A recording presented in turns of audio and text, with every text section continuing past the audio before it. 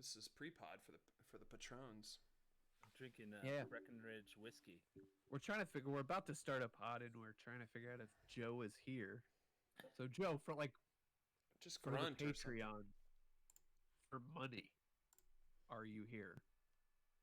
He's probably playing He-Man versus Ninja Turtles. It's hard to walk away from that. Is that a real game? It is in Joe's bedroom. Oh, you've seen all the his toys. tub of action figures. That was a fun night, Joel.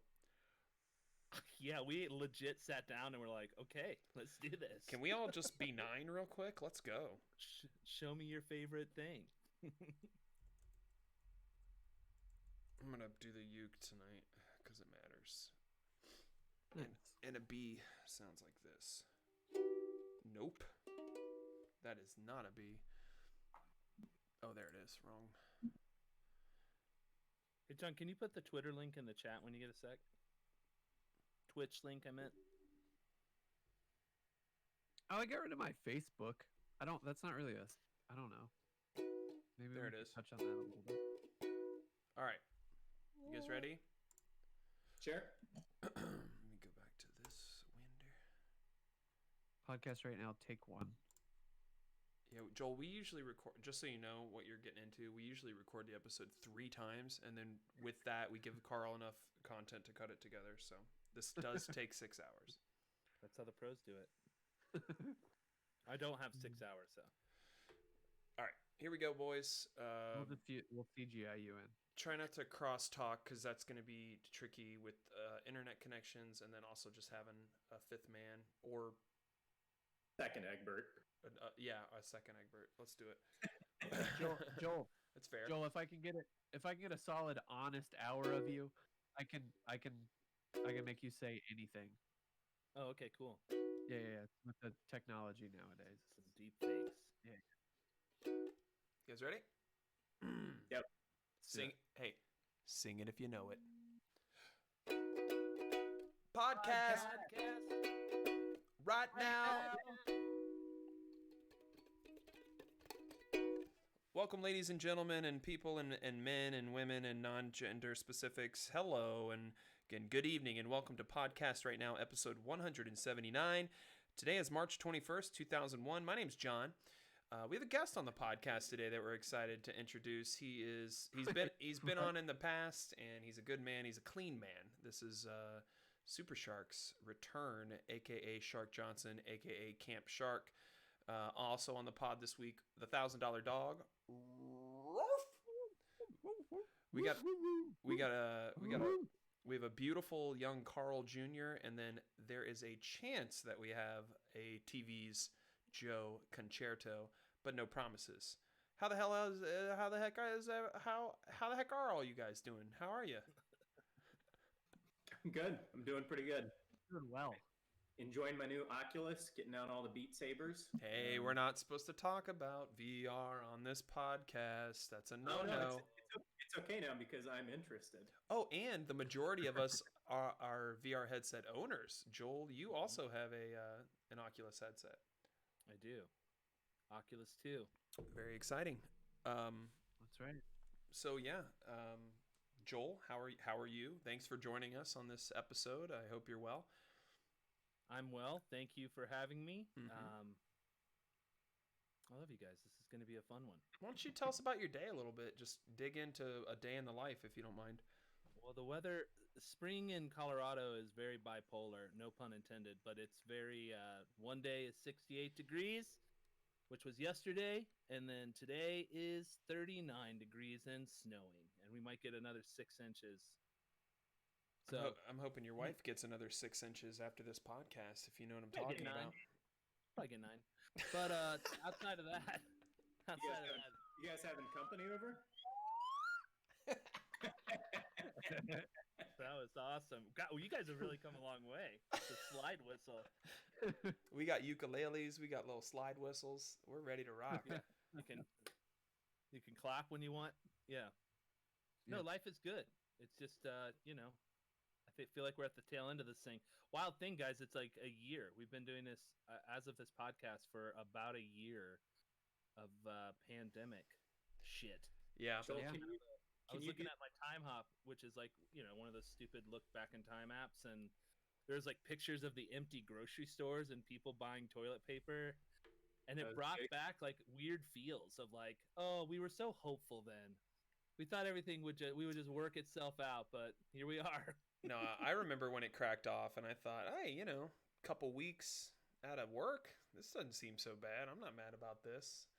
Yeah. Smash cut. A year later, no one knows how to socialize anymore. Everyone has home offices and full studios built into their house. Everyone's part of Reddit groups that they probably won't share. Yeah. Right. Everyone's gotten involved in something weird over the last year. Let's do that real quick. Let's go around and just everyone mention a subreddit that they recently joined, and maybe your thoughts, your feelings on it. I'll start. I have it's called and I've since left it. I was only in there. I joined for like a week and then realized it was bullshit. But the subreddit is VR to ER, and so there's videos on there of people doing. I don't know if you guys have seen this app. It's a really popular one for like VR fails online, but it's called Richie's Plank Experience. And what you do is you load up the app, but then you also buy a board, and then you enter the dimensions of the board into the application, and in the app you take an elevator up to the top of a skyscraper, and then with the board in front of you, you step out of the elevator into an open, just city sort of environment, but 50 stories up, and you walk out onto your plank, and you go all the way out to the end, and then whatever. But it tricks a lot of people into thinking they're just in VR video game world, and they leap off, and they tend to like jump into the wall, jump into the expensive TV that's in front of them, and everybody laughs and screams, and the video cuts off, and headsets get broken, and all this. But what I found was on the subreddit VR to ER is so many people recently have just been posting like photos of their finger, like literally. Okay, so I have a little nick on my knuckle. I was building a fire the other day, and a stick scraped me or whatever. Like they'll post a close-up photo of the smallest little pea-sized nick with a little bit of blood around it, and after seeing about 5 or 6 of those, I'm like, okay, I'm out of here. And then the same comments follow. Oh wow, I'm surprised they didn't have to amputate. Hey man, put not safe for work on that. Like wow, how long did you have to sit at the emergency room? So it's been a bust, and I'm out. But that was one that I recently joined. Anybody else have an interesting subreddit that they have checked out and has brought them joy? Yeah, but I don't think you're gonna like it. Slash Dogecoin. Oh, you're fine. Yeah, I'm on that one. How many members? Are you on that one, Joel? Yeah, dude. How many members? I think there's like 1 million. Okay. Maybe a little more. I was gonna say that has to be popular right Something now. like that, right? Yeah. Joel? Have you guys made your big Dogecoin buys yet? No, I was going to, but one of the friend of the podcast, I won't say his name, talked me out of it, and then it went up by a factor of 10. Oh, I was pretty pissed off about that. I bought mine last year on a whim, like way under a penny. He said, "Cool, you might be able to buy a car now." No, I have like $1,100 now on a Yeah, that's awesome. tens of dollars investment. He said, also the friend of the podcast that told you not to buy that, he said, but you do you, which if you're unaware, that's the new way of saying go fuck yourself. I don't know if you guys realize that. Yeah. Fuck yourself. Let me know how it turns out. Yeah. You go ahead and go fuck yourself. That's definitely like shaking someone's hand, but like a power approach with the palm down, right? Like, yeah, nice to meet you. Is it nice to meet you, or are you pulling an alpha play that there? Shit goes away. Now you get the business elbow. What's up, bro?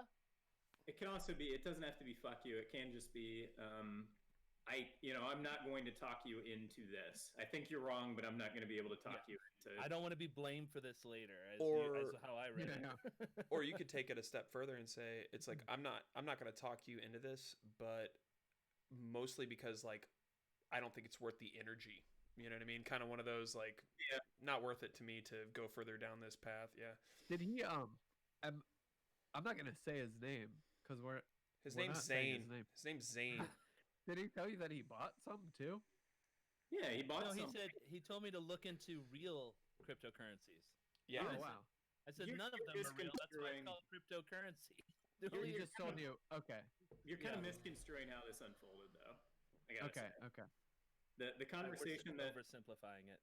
the conversation you guys had early on was he told you not to buy it because there wasn't any use case and it was a joke coin or whatever. Joke was coin. true. Yeah. It was And- true. Yeah. And then well, since then it's been adopted by It's- some people, and yeah. so now it can actually be used for things. That's when Yeah, you yeah. start at X. it could Well, still that was at that precipice. die. And, yeah. Yeah. Well, Yeah. Elon Musk is once he got behind it, that's when I started to see a big uptick. Okay, so this is before that. This So was right Joe- as that was. The, like, argu- the just- argument was, when Elon Musk said he was buying a bunch of it, you wanted to buy it on the strength of that. Zane thought that was a bad idea, and Yeah. since then, Okay, that's it's become valuable for other reasons. Yeah, it's gone from 6 cents to 60. I haven't looked at it recently, but yeah, It's not 60. it got up there. No, it's still worth like 6 cents. It's Well, yeah. see? It's just it's It still was just under fractions 6 of a cent. cents. Yeah. Yeah. Either way, Dogecoin is a good one to follow. I think It's a there- great community. Yeah. Yeah. Yeah, because it's a bunch of people that it's like hipster investors.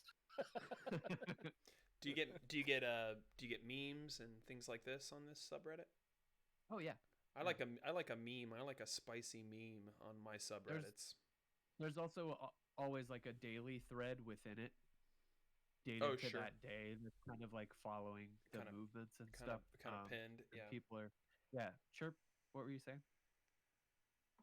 I was just gonna say, none of us know anything at all, so like, Yeah. Yeah. Yeah. no one should take our advice. But Yeah. I don't know shit. I bought it because it was the meme coin, because it was the joke coin, and it Yeah. was so cheap. I was like, let me buy like, what can I buy right? Oh, I'll throw I can buy 19,000 of these, like, because it was funny. Dogecoin Well, on and- subreddit. I Who bought- else Yeah. has one? Like, I don't know shit. I Kevin? have started following Horrible or Hilarious, which is an offshoot of Your Mom's House podcast, Mhm. which is just a bunch of videos that you're already anxious to watch from the start because you don't know if someone's gonna die or if it's gonna just be really funny. I am subbing to that right now. So Yeah. thank you. I Okay. appreciate that. Yeah, and then Kev- everyone votes if it's horrible or hilarious. Oh, I love it. Kev, you got any new subreddits that you? Oh, by the way, like, I'm glad if anyone is listening to this. Thank you so much. Check out our website and all that stuff, podcastrightnow.com. But I can't say enough how much I recommend Your Mom's House to just everyone. I think I'm having a lot of fun with that, and it's one I've only listened to in the last couple months here, and yeah, really fun podcast. Kevin, they also have a Dr. Drew one, late night with Dr. Drew with Christina Pajinski and Dr. Oh, really? Dr. Drew, yeah, it's a really good one That's too. Tom Segura's wife. Is that Yeah, who that is? yeah, and she's and that's what's great about Your Mom's House is she's a beast comedian, and I love her stuff too. She's got some Netflix specials, but then I think Tom Segura is quickly climbing his way up my list of favorite comedians. It might be an acquired taste, but Especially in the stay-at-home era, he like fits in so well into yeah. everybody just watching the internet, probably more than they should. Yeah. Kev, you got a subreddit that recently you checked out and you're like, oh yeah, this is good for me. No, I don't subscribe to subreddits, and I just look shit up every once in a while. I think of Reddit as like that's where I go if I want to know about drugs or a lot of Video game things. cheats. I trust Reddit Yeah. with like a lot of different topics, but I don't actually subscribe to anything. Pay-per-view streams, Yeah. shit like that. Back when, like now, I just go to Sports Surge as kind of the hub for it. But yeah, way back when I used to, just what game I want to see Reddit stream, and there you have it. Nice. Yeah, sometimes I'll hit that just news or popular, and just find other subreddits through there. Another one I really like is idiot drivers. A lot of dash cam footage of road rage and people totaling their cars. Good times. Yeah, I found a dark spot of it was like this weird sub of people's dogs attacking other dogs on walks. So it was like Nest Cam and like just like security footage of those porch a little cameras white and stuff. fluffy like ankle biter dog, and then this lady with a pit bull, and then the pit bull just like kills Harsh. And after like the first one was like, oh shit, and then I started watching a few and I was like, it's gory too. Some of it's like, oh no. Ragdoll physics.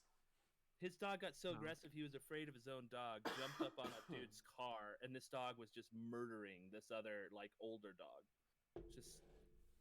Just crazy. And no one should watch that. Don't put that in your My family, we had a bowls. we had a Pomeranian when I was in high school, and then for a little while after high school. And one time when I was sleeping in your parents' basement, John and Joel. Oh, that was my apartment. Yeah, your apartment down there. I don't know if you remember this. I got a call from my family that my dog Sandy was in the backyard, and the neighbor's dog, which was like a big dog, I can't remember what it was, but it got a hold of her, and there was nothing, there's nothing left. Yeah, she died. Yeah. Once they go for it, she perished. Yeah. My mom. It's a Pomeranian. It's a dog eat dog world out there, It really is. It really is a dog eat dog world. My mom dropped a Pomeranian and killed it, and then she dropped another one. It ran away into the neighbor's yard, and then the situation that happened to you happened. The neighbor's hunting dogs, which never see anything besides like hunting, saw a Pomeranian and just were like, tore it to pieces. My dog recently, she got excited by a raccoon in the backyard or in a neighboring backyard, and I don't know. I had to have a talk with her because raccoons have they have like thumbs. They have hands. Yeah, they're goblins of the dog world. Yeah, they'll put you through a table. No. I mean, like they're human looking enough that I don't think my dog should be going after them. Like squirrels are okay, rabbits are okay, but a raccoon, this is something that'll take marshmallow from you with its hand, and I don't think you should be doing those things. Yeah. Right. Yeah. Well, before we do shake your hand with its little its little human, and they always hand. Look so approachable, but it's actually the opposite. They're all very problematic. Are raccoons bigger assholes than possums? Yes. Yeah, for sure. They're they're ballsy little critters too. I've had apartments and homes where, even here where I live now, where you'll see them, like you'll just go by the window and be like, oh my god, the raccoons are in the garbage, and you'll go out and it's surprising how close and how loud you have to get before they fuck off. Like you'll get closer and like, hey, and they're still just like, not a threat, still not a threat. There's a lot of garbage in here that I could consume and feed my babies. They want to hang out. Well, yeah, I've just been surprised especially if they're in a neighborhood where it's trash day. They're like, you make your move. I'm still eating these banana peels. Leave me alone. Living my best life. Yeah. So before we do the rundown of sort of what to expect this episode, we got a little menu, some bullet points to read off here. I want to Joe. I want to remind folks to hit up the website podcastrightnow.com. You'll find links there to our Patreon account. Helps support the podcast. Also, be a part of the podcast. We air the episode every Sunday. The times have been jumping around, but if you follow us on Twitch, you should get some sort of notification when we go live. But it's typically Sunday, and that's Real Podcast on Twitch, or Real Podcast right now on Twitch. So on this episode, we're going to get into some video games. Podcast right now, if you have the podcast right now Twitch handle, give it. You're not using it. Come on. Yeah, give it up. Why do we got to be Real Podcast NPR. right now? We are Podcast Right Now LLC. Give it. Come on. Yeah. Just come on. There's those companies that's all they do is come up with clever names that haven't been taken, and then hope that people like us reach out and say, give them some money for I it. don't understand how we got everything but that, and you get to keep that. Yep. So before we go through the rundown of the what to expect on the episode, I thought it'd be fun to go around and let's hear what we're drinking on a Sunday night. I'm gonna need help pronouncing this, fellas. I'd say La Chouffe. How would you say that? Chouffe. La Chouffe. La Chouffe. So this is a Duvel USA ale brewed with coriander. It's awesome. It's a blonde ale, and give you weird farts. So get ready. I didn't know about that. But you are correct. I am enjoying it, and I assume I'll be because right back. I got to get another one. Yeah, we sure. I assume Stretch it out. Because it's in this goofy Duvel USA bottle that it's one of those bottle fermented jams. So I did make sure to pour it into a glass before consuming. But yeah, I really enjoy it, and I would recommend it. Duvel USA, shout out. What do you got, Kevin? What do you got, Joe? Or Joel? First, I want to ask you, in the bottle fermentation stuff, do you pour it into a glass because, like, what purpose does that serve? Just give it some room to get some more of its bubbles out. Okay. I think if you drink them straight out of the bottle, you're gonna have a. It doesn't leave behind any sediment or anything that you're gonna be drinking out of the bottle. There's active yeast in it. Yeah. So the idea is when you add oxygen to it, it finishes off in your glass. Jordan Egbert can talk more about this, but you're supposed to do a little more of an aggressive pour on an active fermenting beer as opposed to a slow pour that you would do typically just to get things moving. And Joel, tell me if I'm wrong. You probably know more about this than I do, but isn't the whole idea that as you're drinking it, you have like a head on your beer still, and it kind of recreates the draft experience of ordering I think to a certain extent, beer out of a draft. You're getting a unique flavor, and if you're a beer head like my friend Adam Chilton who makes his own beer, you can actually culture the yeast off of an active yeast beer and do a clone and make your own. Reuse it. Yeah. Oh, okay. Yeah. There you go. Take their yeast. It's alive, and that's why you get such weird farts. It's because that goes in your stomach and just adds a little oomph to your digestion. Yeah. A little probiotic. Yeah, that seems like a positive thing possibly that it could be doing for you. Yeah. I'm drinking a diet root beer. Boring. A&W too. Yeah. It's great. Yeah, I like root beer. I like the flavor of root beer.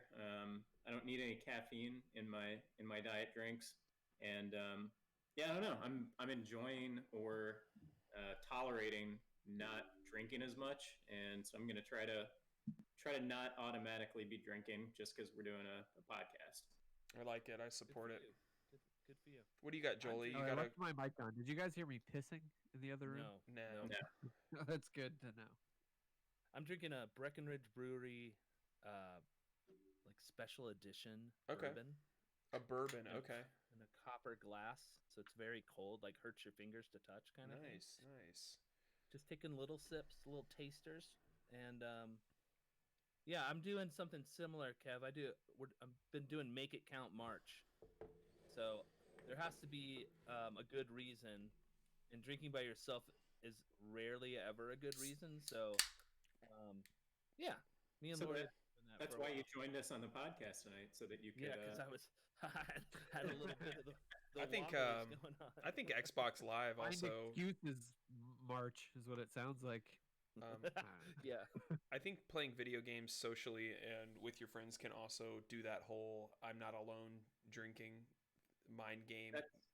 That's definitely acceptable this last year. If it wasn't before, I think it was probably always fine. But that's what we have now. So if we can't find drink a mate, then find a mate too. You can drink with her, or him, guys, gals, non-binary pals, whatever you call it. Guys, gals, banana, non-binary. That did sound like the bit of the beginning of It did sound like the beginning of a rap, Guys, gals. Gals, non-binary pals, everybody get with it. We're gonna shout, "Hey, everybody! It's podcast right now.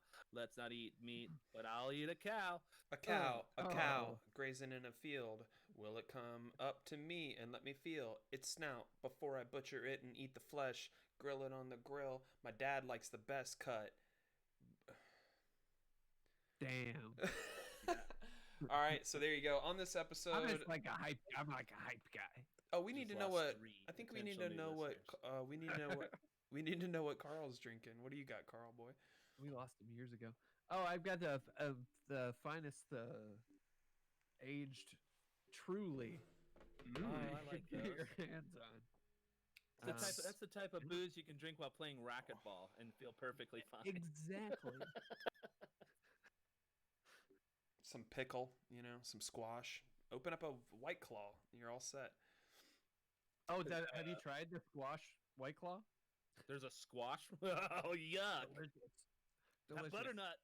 Have you tried the avocado toast White Claw? I'm a big fan of the rhubarb. They have a new rhubarb that they just put out.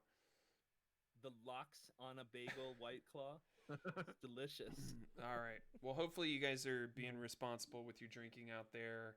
On the episode this week, we're gonna hit some video games. I know you love it. I have access to a PlayStation 4 Pro, and I've not had that machine in my house. So we'll talk about my experience with that. I'm sure we'll hit VR a little bit, and then my brother Joel beat Assassin's Creed fucking Valhalla. So cheers to him. I got a minivan today, so we'll discuss that. How cool it is to be bald and almost 40 and have a minivan. Very cool. Yelling at cool. women drivers in a minivan. Sad state. Justice League, the Zack Snyder cut came out, and then we have some other movies that we want to kind of dig into and talk about. And then GVK, what did we say that was? Oh yeah, Godzilla versus King Kong comes out in a little bit. Well, and there's some fun upcoming films, like some big ones that are coming out. Oh so yeah, we should talk but about this those. one specifically, we wanted to get in and we wanted to place our bets. We wanted to, who's gonna win? Will it be the giant ape from Skull Island, or will it be the big giant lightning breath lizard known as Gazzerro? We'll find out. We'll find out soon, and we expect you guys to, throw your bets into the mix. If you're in chat and you want to participate, let us know who's your guy. We're happy you're with us. Yeah. Oh, there's one more thing. Joe had a review. He had a fish sandwich review. Carl, he is not here. Joe, we just want to make sure you got that fish sandwich review. No, this ready to is go? a fun bit. We'll just keep talking to him. He has broken Joe, my are you heart there? for the last time. It's can't fine. even. It's fine. Ann will wake him up. It'll be fine. So yeah, let's get into it. So I got access to a PlayStation 4. I had a friend of mine let me borrow it, and it's the Pro version. Right out of the gate, I was pretty pissed because it doesn't support the 1440 resolution, which I wanted to hook it up to my gaming monitor and kind of have it in the office and play it that way. So it supports 1080p and 4K. So it went out in the living room on the 4K HDR. The game that I went to first, and I'm only about 3 hours in, and I could drop spoilers. I will not. This game came out last year. It's The Last of Us Part 2, and it's fitting that this is the game that I'm playing because the last time I had a PlayStation in my home, I'm typically PC and Xbox. The last time I had a PlayStation or access to a PlayStation, the only game that I played through and beat was The Last of Us Part 1, and I loved it. I thought it was really, really fun. A good story, interesting characters, a new twist on the zombies. I don't know if you guys know much about the series, but they're not your standard zombies. They're kind of like fungal. They do this like mushroomy kind of like super fungal version of zombies. It's pretty cool. Makes sense. I feel like that's plausible. Well, and it goes to the point. Yeah. It goes to the point where the longer they've been infected, it creates this thing called a clicker that is sightless but has enhanced hearing, and so it's kind of perfect for like those stealth portions that you're used to in most video games. And anyways, I fired up the new one, The Last of Us Part 2, which I mean, my first takeaway is the facial animations in this game are unlike anything I've ever played in any other video game. Definitely, just the emotion, because there's these cutscenes that take place, and the game's really clever about how they take you in and out of these cutscenes. But I'm talking uncanny valley, like, and the only thing I can attribute it to is, and obviously I don't understand game development and you know, doing motion capture for actors on a facial level, but like the way they do it is there's just like these subtle little tweaks and ticks that I just haven't seen in any other video game. And every time a cutscene starts, I'm just blown away. And I'm talking about, like, you know, not just two characters talking about, hey, here's where the next mission is or whatever. They're often emotionally heavy, either violent or, you know, some kind of, like, I mean, somebody's dying or there's a love scene, like a sex scene early in the game, and the lighting and the quality of these facial animations, it really does immerse kind of on a new level. And it's character building. You believe a little more in the goals of these individuals on the screen. And yeah, enjoying it so far. Would recommend. If the first 3 hours, I would say, you know, 9 out of 10, something like that. But do any of you guys have any experience with any Last of Us games? Or it comes from the developer Naughty Dog, so they also do the Uncharted games. Just really impressed with the detail and the you know, making cutscenes kind of not be something you want to skip, but something you're excited for. I don't have any experience with it, but I've heard a little birdie called Nakey Jakey told me that the backpack menu system is really intuitive, and I wanted to hear more about that. Is that true? Inventory management. I mean, yeah, as far as I can tell right now, I mean, it's not too different from, you know, something like a Red Dead or even a GTA where you kind of pull up a wheel. I think you hit up on the D-pad. It is, I'll tell you what, it is weird relearning that DualShock. The double bumpers. Yeah. And I'm not a fan of having the analog sticks right next to each other. I do like the offset of the Xbox controller, and anytime I need to use the D-pad, I end up like going down where there's no controller, and like my thumb will just take a swing at nothing, and I'm like, there's no plastic down here, what's going on? But yeah, having a lot of fun. I plugged it all in and I got it all set up, which that's just a fun experience for any young man who likes video games, unboxing you know, a console and hooking it all up. And the excuse me, oh shit, what was I gonna say? I mean, I'm just from the menu to where I'm at now, I'm like, man, someone spent some money on this game. This is different. You'll do just little, it's just subtle details that if you look for them, you just haven't seen it in any other game. Things like when you do a stealth kill and you play as you know, Joel and Ellie, and then there's some other characters introduced. You'll go and you'll cut a zombie's throat or another person's throat, and you'll get that stealth kill. But when you do, and you swing the knife away, like a stream or like a line of blood will like hit the snow and like make like a little, you know, lasting like spray, like just things like that. And a lot of it's in the snow in the beginning, and riding horses, and just seeing the, yeah, like, I don't know, anytime you guys play a AAA game, do you look at water, do you look at mud, and do you look at how your footprints are left? Yeah, and foliage and stuff. And when you Skybox.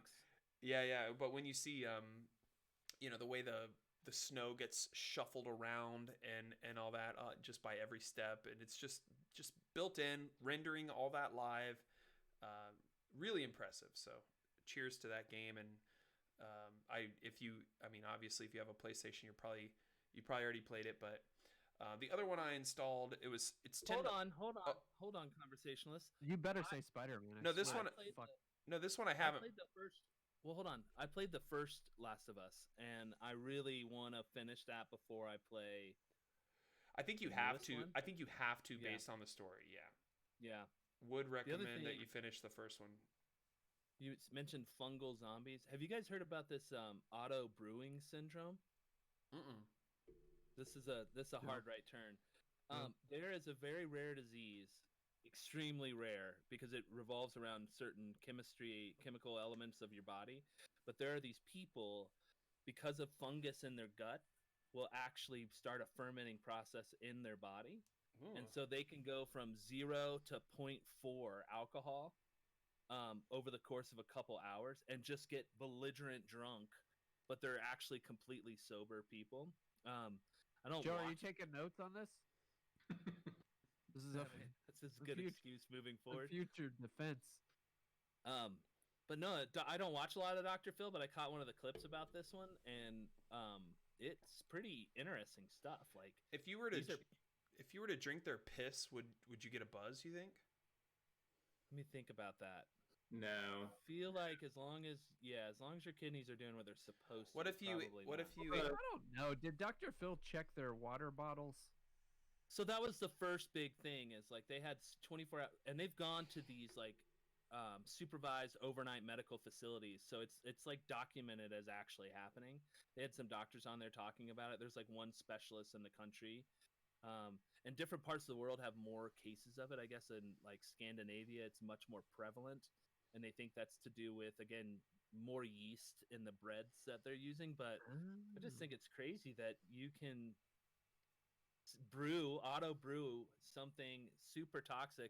I mean, the highest these guys are getting is like, just for scale, it's 0.17 is the legal limit driving, I think. And No. 0.08 in that's most states. 0.08. Yeah, 0.17. You're pretty fucked up. Yeah. 0.2 is considered blood alcohol toxicity.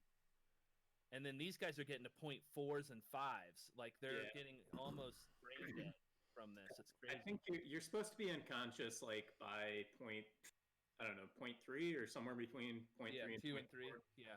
Oh wow. We've all seen that. We've all been probably We've done our own experiments. 0.25, I would guess, at some point. That's fair. For sure. But you guys should check out that Dr. Phil if you can get your hands on it, because it's really wild. I feel really bad for the guys that have it though. That's crazy. So just to round out the PS4 thing, like I am not a loyalist to Xbox or PC or whatever. I want the good shit. I want the good games, right? Like bring me the best of the best. And so when I booted this thing up, my whole goal was, okay, play The Last of Us 2 and then return the console and the game to my buddy. And then I, of course, had to check out the PlayStation Store and see what's going on over there, see what their ecosystem's They're giving away like. a ton of free games right now. Well, there's a lot of good PlayStation VR games on there that are just like bangers on other platforms that cost you $30 that are just free, which I was like, oh, that's really cool. But the one that caught my eye, and you had to buy the first month of PlayStation Plus, I think they call it, and so I did that, $10, whatever, and I installed the Final Fantasy VII Remake, the first chapter. I haven't started it yet, but like I'm excited for a giant nostalgia punch right in the face, because I'm not a huge Final Fantasy guy. I played 15, I played 12 a little bit, but 7 was my introductory Final Fantasy, and I've seen footage and clips and reviews of how that looks now that it's been completely remastered, and I'm stoked. So that's been my video games for the last week here. I jumped into VR a little bit, and I was gonna say I would love to hear what people think, because I've heard the nostalgia doesn't happen with that because it looks so different from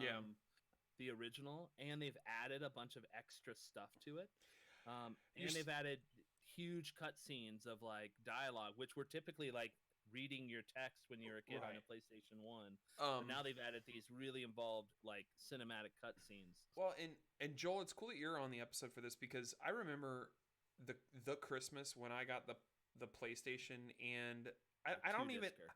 I don't even know how our parents knew to get that game with it. I don't know if they talked to somebody at Kmart or some shit or how that played out, but it was one Christmas. It would have been like 1998 or something, 1999, and I got a PlayStation and I got Final Fantasy 7, and it was the first console that we had ever got on Christmas morning that wasn't gifted to you, Joel. You know, the Sega Genesis was you, the Nintendo was you, the Atari 2600. Like we went through. I mean, we went through all the consoles. But this one was wild. I think you were college.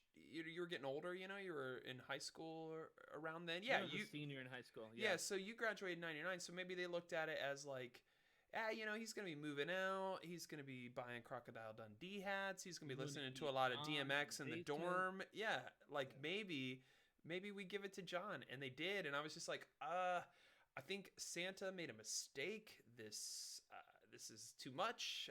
Santa doesn't make mistakes. I just like try to give it to you, like Joel. I'm pretty sure this is for you, buddy. You're supposed to take this to your dorm and play it in between, you know, poli sci and getting some Running poon. trains. Yeah. But yeah. Anyways, just I don't. I'm enjoying. I'm just it so curious far. to see what your reaction is because I really have a feeling that it's not going to be what you remembered it to be. Yeah, I'll get there. I'll definitely report I back. personally have a tough time with a lot of the Japanese games. I just can't get behind some of The JRPG. Yeah. Some of the camp is way over my head. Well, I just can't. I connected with those characters. I think it was just the right place, right time. You know, like whether or not they redesign it so much to where it's, you know, not shot for shot remake. You're still Cloud, and there's, you know, all the main characters and the Buster Sword and dun dun dun dun dun dun dun dun. Like I'm ready. I'm stoked out. Let me give you as someone who I've had a PS4 for the last year. Yeah. You've got to play the first few hours of God of War for sure. That is an experience of a video game I've never. They do that cutscene thing where you don't even know if should I be controlling right now? Like it's so seamless you don't know. No, I heard with God of War that there's not a cut in the game. There's Like, not a cut. it does just cutscenes sucks and you then right in. Yeah. It Which sucks is you cool. right in, and it's the father-son gameplay mechanic is Boy. super unique. Yeah, I don't know. That's a must play, and then Horizon Zero Dawn is a must play, and then Carl brought it up, but Spider-Man 100%. Yeah. That should be your next game that you play Well, for sure. and here's the pickle is I have to return this soon. So I have time. Why? It's just it was part of the agreement, you know. Pretend you're dead. I can and The person that loaned it to you, how many hours have they put on that box? 0. Okay, so don't stress out about it. I don't think I'm He going just to. wants it back to make sure what should happen doesn't happen, which is you don't hold on to it. So listen, it's The Last of Us Part 2 special edition. Yeah, I want to hear Kevin's take on this Okay. situation. This is a Curb Your Enthusiasm episode for younger people. It's like I can be aggressive, and I know he's not going to come over and beat on my door, but it's The Last of Us Part 2 What? special edition console. So it has this beautiful art across the top of the console. The controller looks really cool. It has like, you know, The Last of Us written on there, and then also Ellie's. She has this really cool moth and like branch tattoo. Which Joel, your It's a firefly. no, yeah. or whatever. Your comment on Yeah. when I shared you that photo, when you saw the etching on the top of it, you're like, I think we can buff that out. That cracked me Well, up. I thought, John. So right before this, you told me that someone had gotten paint on your Xbox. Yeah. So without clicking on the photo at first glance, I was like, oh, he's showing us how fucked up his Xbox is with paint on it. And then it wasn't until I went in later, and that's why I texted you. I was like, that's a PS4. Yeah. So that's yeah, I like think fancy I think I can get away with keeping it for a little longer. But then also there's just, you know, the reality of I don't have a lot of time to play any games. It doesn't matter. Horizon Zero Dawn I have installed on my computer, so I'm good there, and it'll run better, on the PC. And then yeah, Spider-Man is the one I'm kind of like, fuck, I should install that, but a big part of me, this is actually like some news that came out just recently, but PlayStation or Sony, I should say, announced that their PSVR 2 is coming out next year, and they talked about all the upgrades, and they're really bringing it up to modern specs and all that as far as Oculus or the Valve Index is concerned, all these other headsets, and so I am gonna like eventually buy a PlayStation 5 whenever them shits are available. So I don't feel so rushed to bang out all these exclusives with this PlayStation 4. They're only gonna look better later with, future enhancements and things like that. So. We gotta play or Fall when Guys.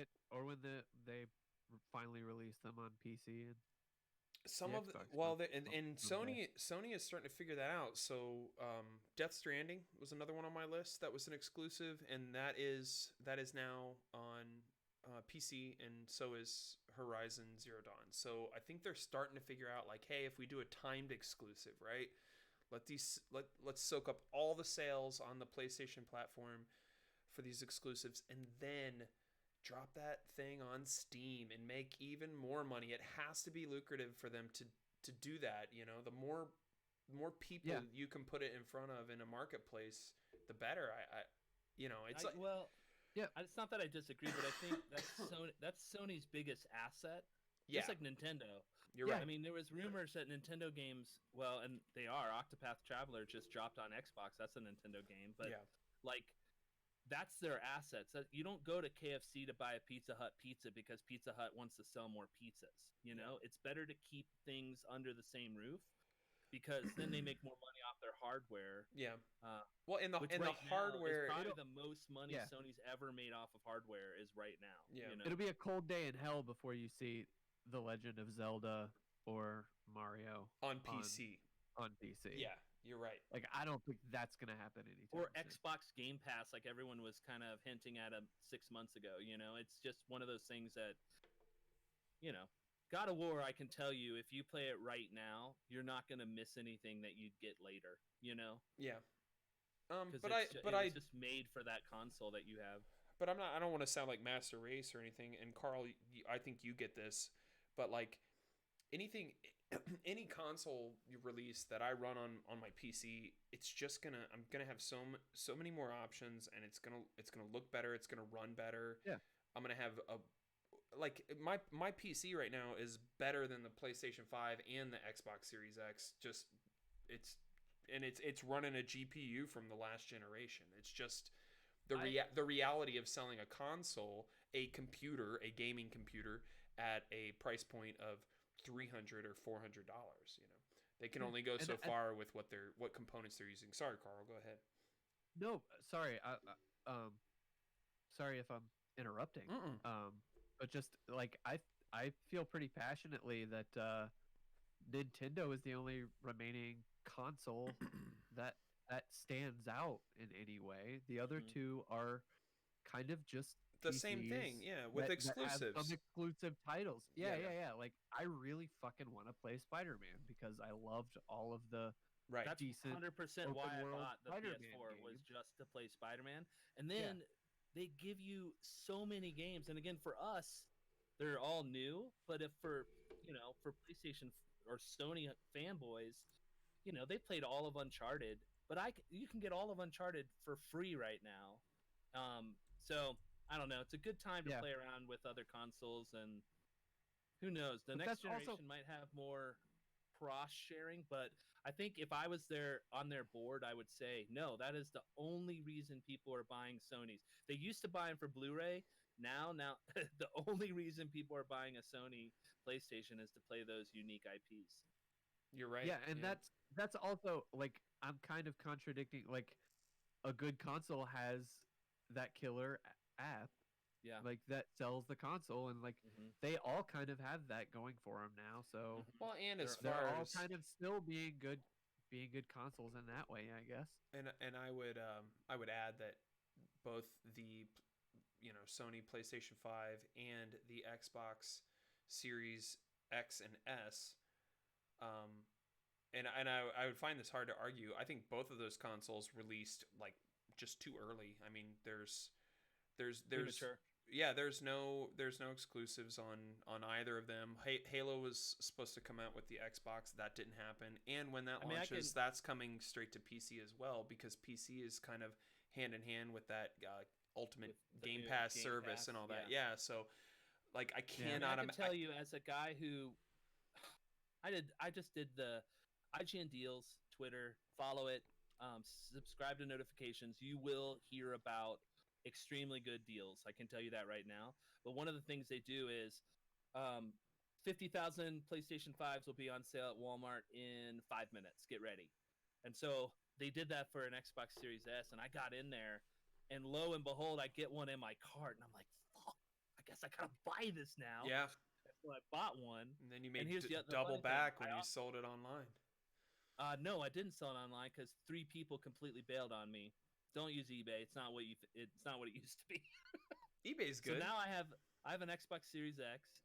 I also have an Xbox Series S, and I don't know what to do with it. I don't know if I should take it back to Walmart and be like, got it as a gift. Sell it online for what you paid for, and you'll be fine. And then, Carl, I also have my Xbox Project Scorpio, which the sale price for that is $170 if anybody's interested. Oh, you bumped it up from the $150 mark. I might hit you up on that. Yeah, and Kevin, you could use an Xbox update too. I know you just got your headset, but that's I'm concerned. We've had this conversation. I'm concerned about how he's going to pack it. Yeah. Oh yeah, Kevin's really worried about shipping. He's very concerned with shipping. How do you ship a console?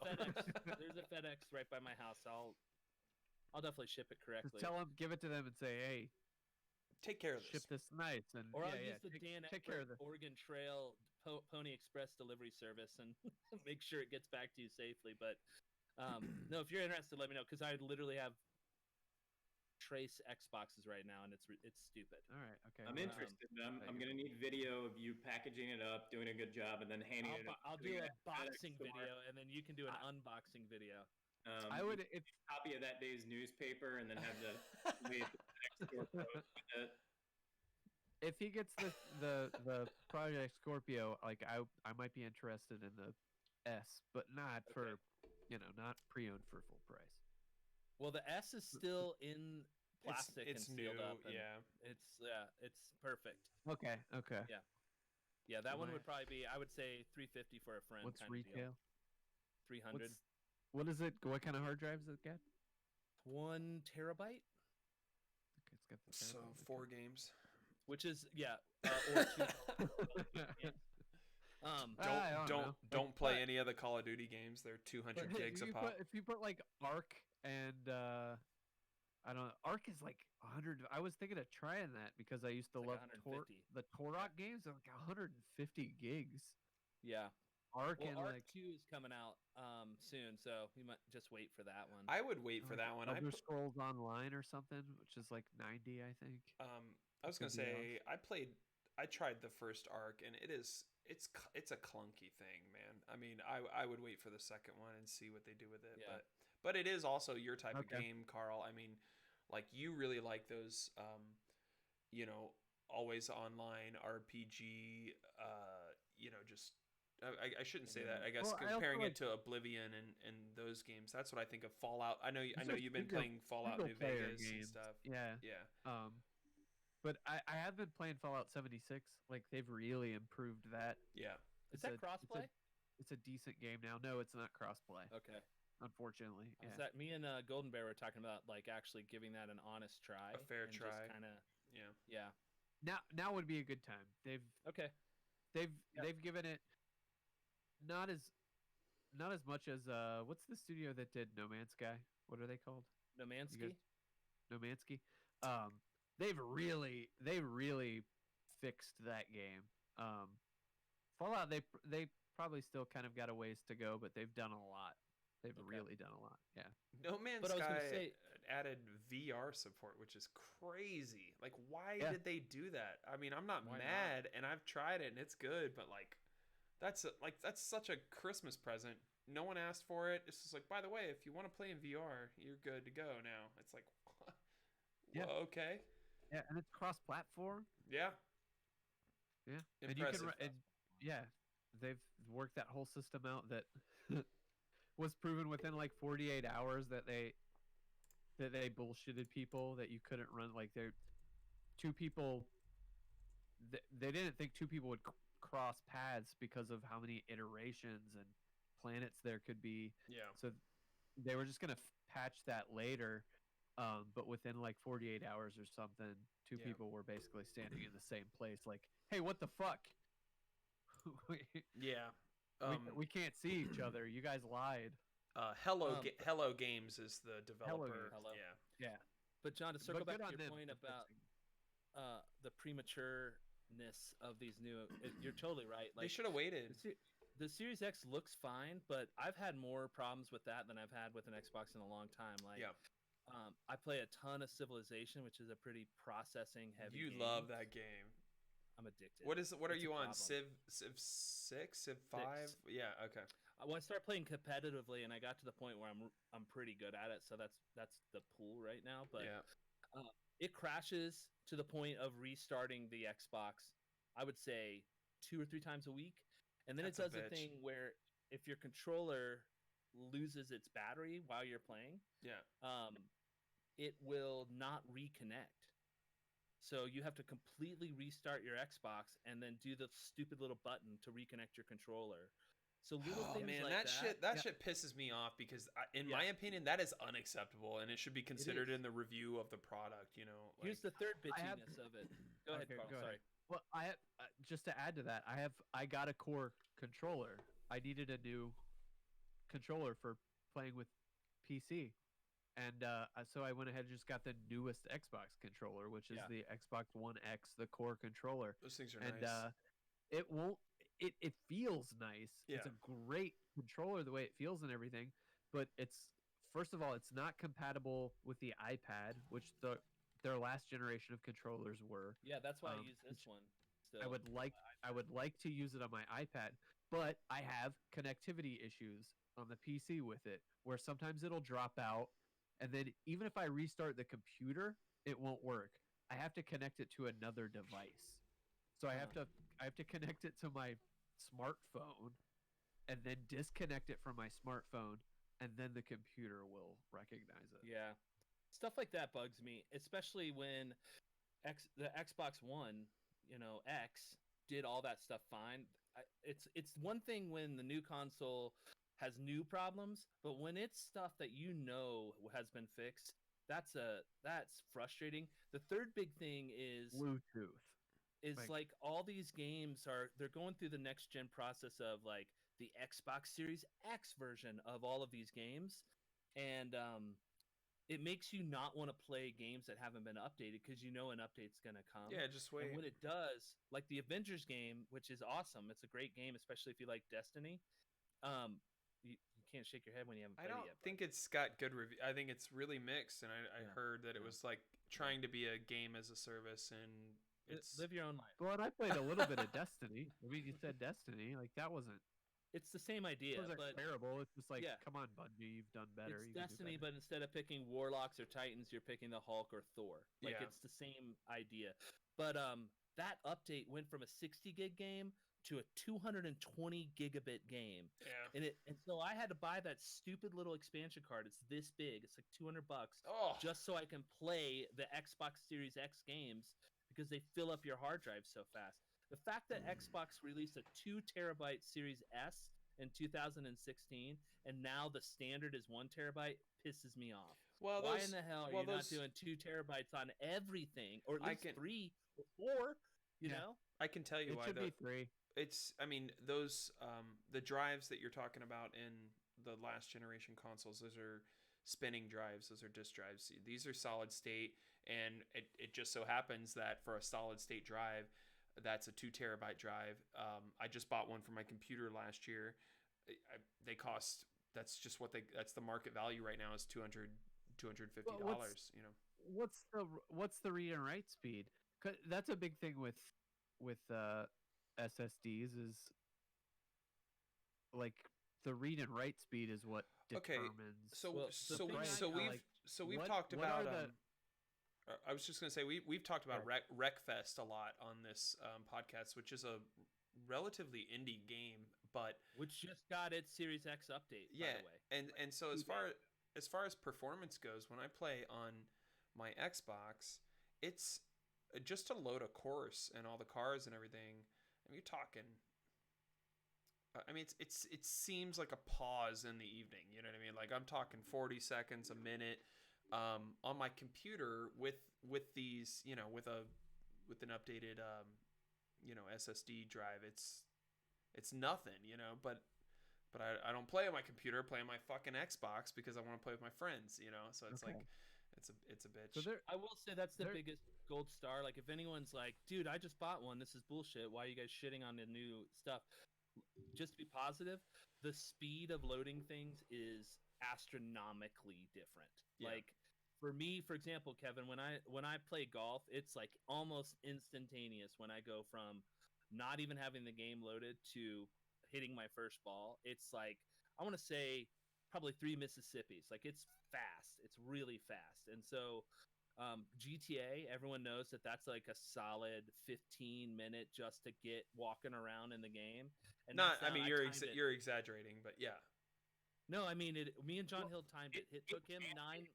It took him 9 minutes one night, and it took me 2.5 minutes, just So- to kind of put it into perspective. So it's definitely one of the best reasons if you're especially if you don't have the Scorpio, you got the original Xbox One.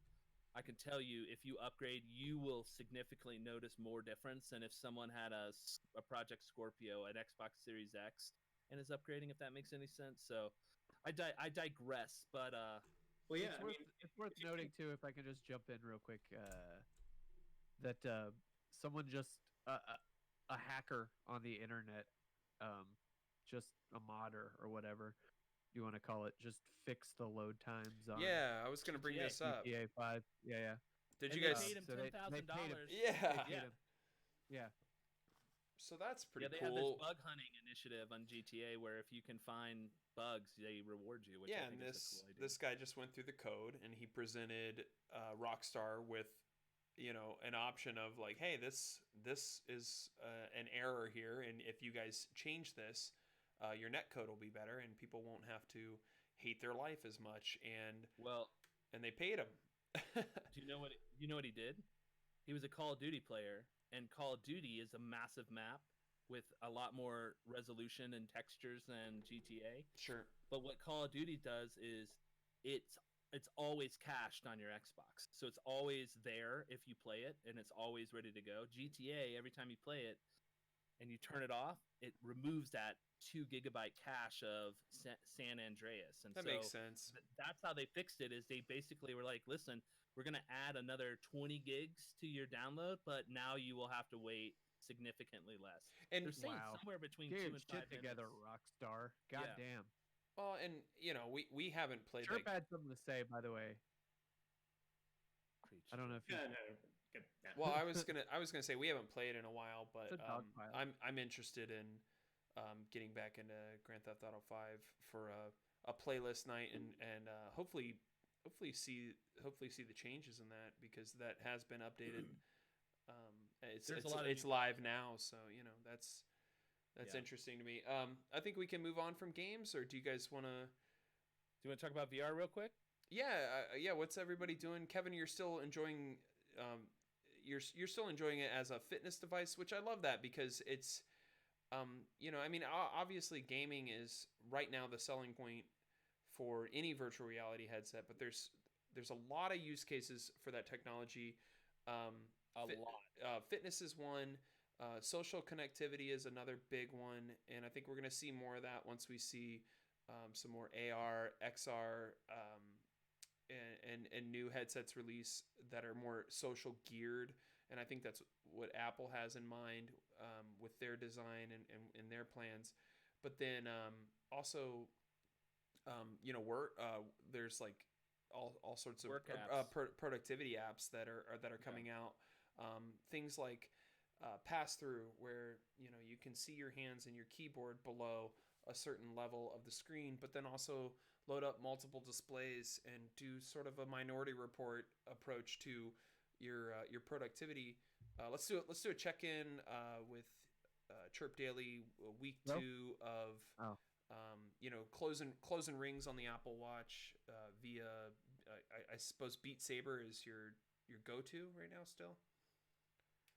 Yeah, it's there's not a lot of songs on there, I guess, is my only complaint so far. I got to get some expansions going over here. Yeah.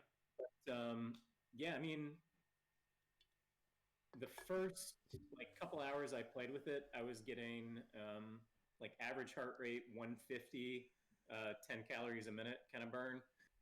And then as you get better at the game, like your heart rate, I think, slows a little bit at each difficulty level. But the upper, I'm playing the regular expert, not the super expert now. And it like, I don't know, it gets hard enough that like you'll keep reaching like new kind of fitness goals or whatever cool. inside the game. Yeah. Just because each one is like, so the difficulty levels are so different and how physically challenging they are. I got What's your favorite game right now, Chirp? I'm only playing Beat Saber. What's your number? Like, if you were to do your top 3 experiences, what would they be right now? Like I've probably only tried 4. I've done I've done like the tutorial. I haven't even done that on my machine. I think I did that on John's. I played mini golf with you guys, Beat Saber, and then I downloaded Trip, but I'm not sure whether to buy the full subscription to it. I thought maybe you might have some thoughts for me. Joel, Let's talk about Joel that. looks like Holy he's moly. Joel looks like he's tripped. I mean, So you've Oculus told played me. this? Yeah, so Oculus told me that Chirp was playing Trip. So I was like, Kevin's a cool guy, very insightful. I'm gonna try it out. And dude, I was blown away. It's a meditation app. They have like an 8-minute demo that you can do as many times as you want. But you can see yourself breathe when they tell you to breathe. You can see yourself breathing in little magical crystals and then breathing out. And it's tapping into something I think that's new, like that I didn't think VR could actually touch.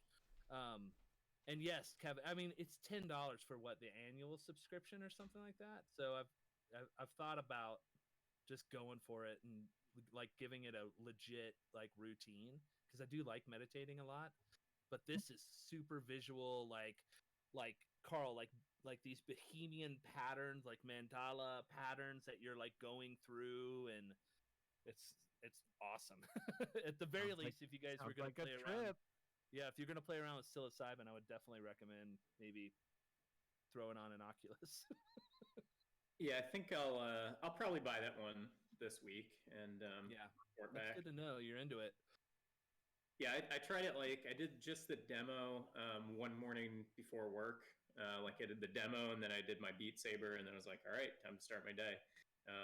And I mean, it seems like it could be worth doing that for like 10 minutes every morning before you start, trying to accomplish whatever you're trying to accomplish that day. So yeah, I'll try the Trip and let you know how it goes. I'm playing the shit out of that PGA game too. That's my other you are. other video game. I would like to play you again. You shamed me the last time I played you, so I have to like dust myself off and try again.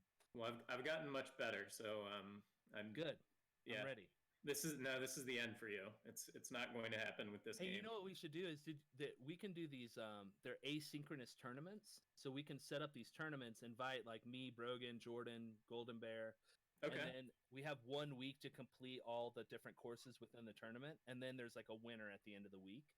But we should get that going again. That's one of the coolest, I would say, undersold features of that new game, is that asynchronous tournament stuff. The multiplayer too is really well done. I'm not sure how long this has been the norm in golf games, but so it's you'll be in a party with 3 or 4 of your friends, and you all start the hole at the same time. You just work your way through all of your shots one after the other, snap, snap, snap, and everyone else is doing the same thing. You can kind of see like ghosts of the shots that your friends are making, like while you're lining up your shot. But I just think it's a really really quick way to get through 18 holes. You can do it in like 30 minutes that way. Yeah, It's a like third Mario of the time. Kart. Yeah, kind of like Mario Kart. Yeah. Time Um, trials. So Yeah, yeah, that's been the golf club niche. That this is their third game, and so that's always been their like thing. And I think we all got into it on the second go, is when we got into it, and then PGA was like, "Oh well, I guess this is going to Yes, be the it's way to the go." game now. But then, I mean, Kevin, did you see they just announced that Tiger just signed a big contract with 2K? Mm-hmm. So they're going to be bringing in a new Tiger golf game. So it'll be interesting to see what happens because there hasn't been a really good competitor in that realm of Xbox golf. So it'd be cool to see if they take it up a notch significantly. Did you So get the golf club guys are making PGA 2K21. Is that Yep. that's correct? Yeah. And then someone else is making a 2K game that's Yes. different from 2K21. Yeah, which is a Tiger license game. Okay. First Tiger license since 2013. Tiger Electronics. Ninja Gaiden. You remember playing Ninja Gaiden on that thing? Yeah. Darkwing Ninja Turtles, Batman. Yeah. Street Yeah. Fighter was the worst on that thing. Oh yeah. Yeah. Sorry I had to leave. Did we move on from VR? Yeah, we're ready. We're ready, man. Yeah, we were just vamping with a little more video games. Yeah, no. Did you guys see the kind of like misinterpreted Xbox, Sony, or Microsoft leak on their support about for VR? VR? Yeah, it was a No. yeah, it was a screen cap that came, I think, from Italy, and it was France, excuse me. And me and Joel, I mean, the day that it happened, we were like messaging each other back and forth, like, "Holy shit, did you see this?" And it was like an error screen when someone tried to plug in these new wireless, audio headsets for the new generation of Xbox consoles, and I forget how it translated, but it was basically on the screen when someone plugged one in, and they took a screen cap of it. It said your VR headset is not ready for an update. Yeah, it's like update your VR. And then Xbox headset. is like, "Oh, we're not working on that." It's Yeah, like, they immediately jumped in and they were like, VR. It was like 3-4 hours later after it lit the internet on fire, especially in the VR community. But it was, yeah, no, do not expect VR anytime soon. So it was like, it was like high. Yeah, I think they want to drop it. Yeah. I think they want to be at E3, and I think they want to do a keynote, and I think they want to say like, also any Maybe they'll drop VR like headset. Starfield support. Well, VR. Whoa. Carl, Bethesda, Yeah. baby. No, it's also like Apple does the same thing. Like Facebook is having board meetings about how Apple has a next level VR AR product, but then Apple's like, "No, don't know what you're talking about." I hate when they do that stuff. It's like, no, we all know what you're talking about. Your employees aren't as devoted as you think they are. Yeah. They're Well, gonna leak some shit. But what's interesting, and we talked about this a little bit last week, is that Microsoft is the only big player in video games that has not shown any love for VR or supported VR in any way. I mean, fucking even Nintendo has the Labo kit where you can build your own VR headset and hook it onto a Switch and experience Switch VR. Obviously. How's that if you're trying to make customers and get them young right there? Oh, dude, totally. That's Nintendo for you. Absolutely. And those, But and John, those, weren't you saying that? I'm sorry. Weren't you saying the core VR audience is not young though? It's like 30 to 40 is like the core. no, early adopters. Or no. something? If you go into And who could better make younger people the VR audience? No, than if you Nintendo? no, they're Fortnite VR. Can you imagine? no. That's actually one of the biggest complaints that I see in the VR community, is that games like Rec Room, if you're over the age of 14, like that's not going to be a fun experience for you because you're going to hear a bunch of screaming 9-year-olds, and I think that's all due to the availability of the Quest 2 and how many. I mean that it instantly climbed to the #1 used headset on Steam via the link cable or virtual desktop, and it's I think there are a lot of young people using VR right now, and you have these early adopters from 2016, 2017, when VR first started to kind of, get some good games and establish itself slightly.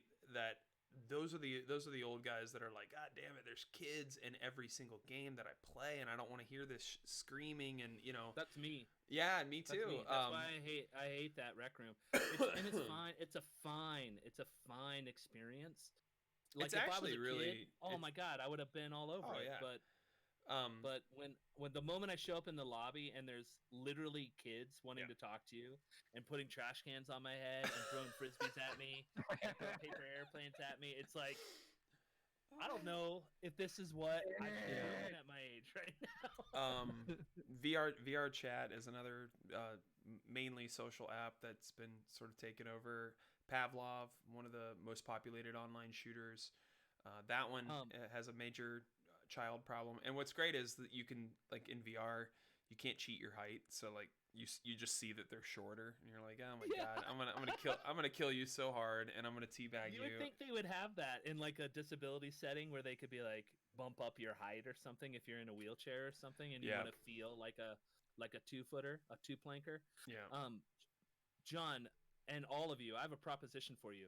So South by Southwest used Oculus to do the first VR film festival, and I think we should sign up for one and go do like full on do a film festival using VR. And it's not just film, sometimes it's like live concerts and comedy shows and like demos of games and things like that. But I looked at the price. Like, first off, pre-COVID, if I wanted to go to South by Southwest outside of airfare, I'm looking at a $1,200 experience, Yeah. But to go do it right now is $30 from my couch. There you go. go. Wow. And I can watch all the newest horror films, like all the newest goofy shit that's out there, including Kevin Smith's pilot for his new He-Man series, apparently, that's coming out on Netflix. Like, okay. Like shit like that. It's like, we should be putting this technology to use. The other thing, Kev, that I think would be really fun is MLB now has Oculus connectivity, and we can literally go and sit in a stadium. So it's like we're in a stadium, and we can go and watch a baseball game. I feel like that would be really fun. Fucking cool. Oh, and what's cool about it super cool is they use What's the damn Quest 3, Quest 2? What is it? What's it cost a man? $299. $300, my man. Yeah. $300. All right. But what they do is on these sporting events and all these live events is they use these really nice stereoscopic cameras, so you get depth of field and depth perception and all that, and everything's 3D. Yeah. And it's amazing. I mean, it's two cameras that are the distance apart that human eyes are on an average. Well, you know what I mean? Like, cool thing too, where it combines your first person perspective with like the normal shots that they're showing for like the at home. So for like baseball, it's the best. Yeah. Because it's like I get my experience, plus I get all the shots that I'm used to seeing when I watch it at home. Can you and if I don't like my seat, I can sit anywhere in the park. You have to buy a ticket. It's part of the venues beta that's on there. The Facebook venues. Yeah, it's called Oculus Venues. They do comedy shows. I used this idea in a class in college recently. Oh, cool. For AEW. There's a lot of opportunity for them to like streamline it and fix it. Apparently, it's really hard to get into the same room with a friend and sit next to your friend and actually share that experience. But they're working on that. Okay. They added so the Bungie and Microsoft. Yeah. The Facebook events, like the hey guys, poker night, who wants to come? Like Facebook events. Yeah. They've linked that now where you can make it a VR event, and if you accept the invite, you show up and it automatically puts you right into that event. Yeah. So they've tried to fix that. But Carl, man, I think it would be so awesome. We could totally do a nightclub setup and do a podcast for a live audience using VR if we wanted to. Like we could cool. Totally take it to another level, Yeah. It's I'm gonna get one of these things. I'll then we just basically buy it with some Doge. Get that Doge, man. Need to get some people who want to listen to the podcast. Well, we can. Oh, we will. See, every week. Faces. That's the problem. We have our weekly listeners. We're not forgetting about you people. I mean, the bottom line is right now the state of VR is it's still early days and it's still in its infancy, and there's a lot of shit to be sorted out and a lot of like streamlining to make it seem a little more like that console experience when you just want to party with your friends and you want to play the game and you don't have to, Google, is this game cross-play support, or, what headset do I have to play this? And I think we're going to get there soon, but it's really exciting because it's basically, my argument for VR is, if it's like, do you like playing video games? Cool. Could you imagine if you were just like in the game though? If the geometry and the experience surrounded you and it was entirely 3D and interactable, and we're like getting there. Like the release of the Quest and the Quest 2 from the evil Mark Zuckerberg and Facebook selling your data and all that. As I don't know. I mean, so many people are dropping their Facebook accounts, but at the same time, without that company and that capital, VR would not be where it is right now. I mean, I have to have a Facebook account for that, right? You do, yeah. God damn it! I haven't gotten rid of it, but I Joe Gazzerro'd it. You'd be fine. I mean, you would just wait for your birthday. Yeah. That's what I was gonna do. Collect the birthday love. Yeah. VR, man. I'm trying. I totally, my opinion's changed on it. Well, totally, and it's because of COVID. Because like when I did it before, I felt stupid, to be perfectly honest. But now when I do it, it's like, no, this is giving me an important experience that I'm lacking because of a stupid virus right now. So yeah, I've completely changed my opinion on the whole thing, and I'm all for, like, dude, you know how awesome it would be to all sit down at a comedy show together in VR and just drink our beers and then do a little podcast and debrief the whole thing afterwards, man. Like, we're months away from that type of experience being super accessible. Yeah, and it's can I yeah. Or I was just gonna say, it's been fun to like watch, everything from casual gamers to I love my Xbox, to those type of guys, to when I got the Go, the Oculus Go, that was like 2 years ago now, and Kevin, you remember I brought it over to Joe's house when we were still recording in person, and everybody wanted to try it out, and you found your way into VR porn at an incredibly astonishing rate. I didn't even have to teach him the buttons. He found Pornhub on the browser.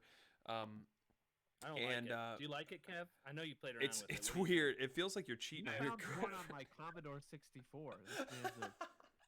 I just feel like I need to take a shower afterwards. It's like too much. Yeah, it's a lot. You think he's way it's a lot. Way too into porn.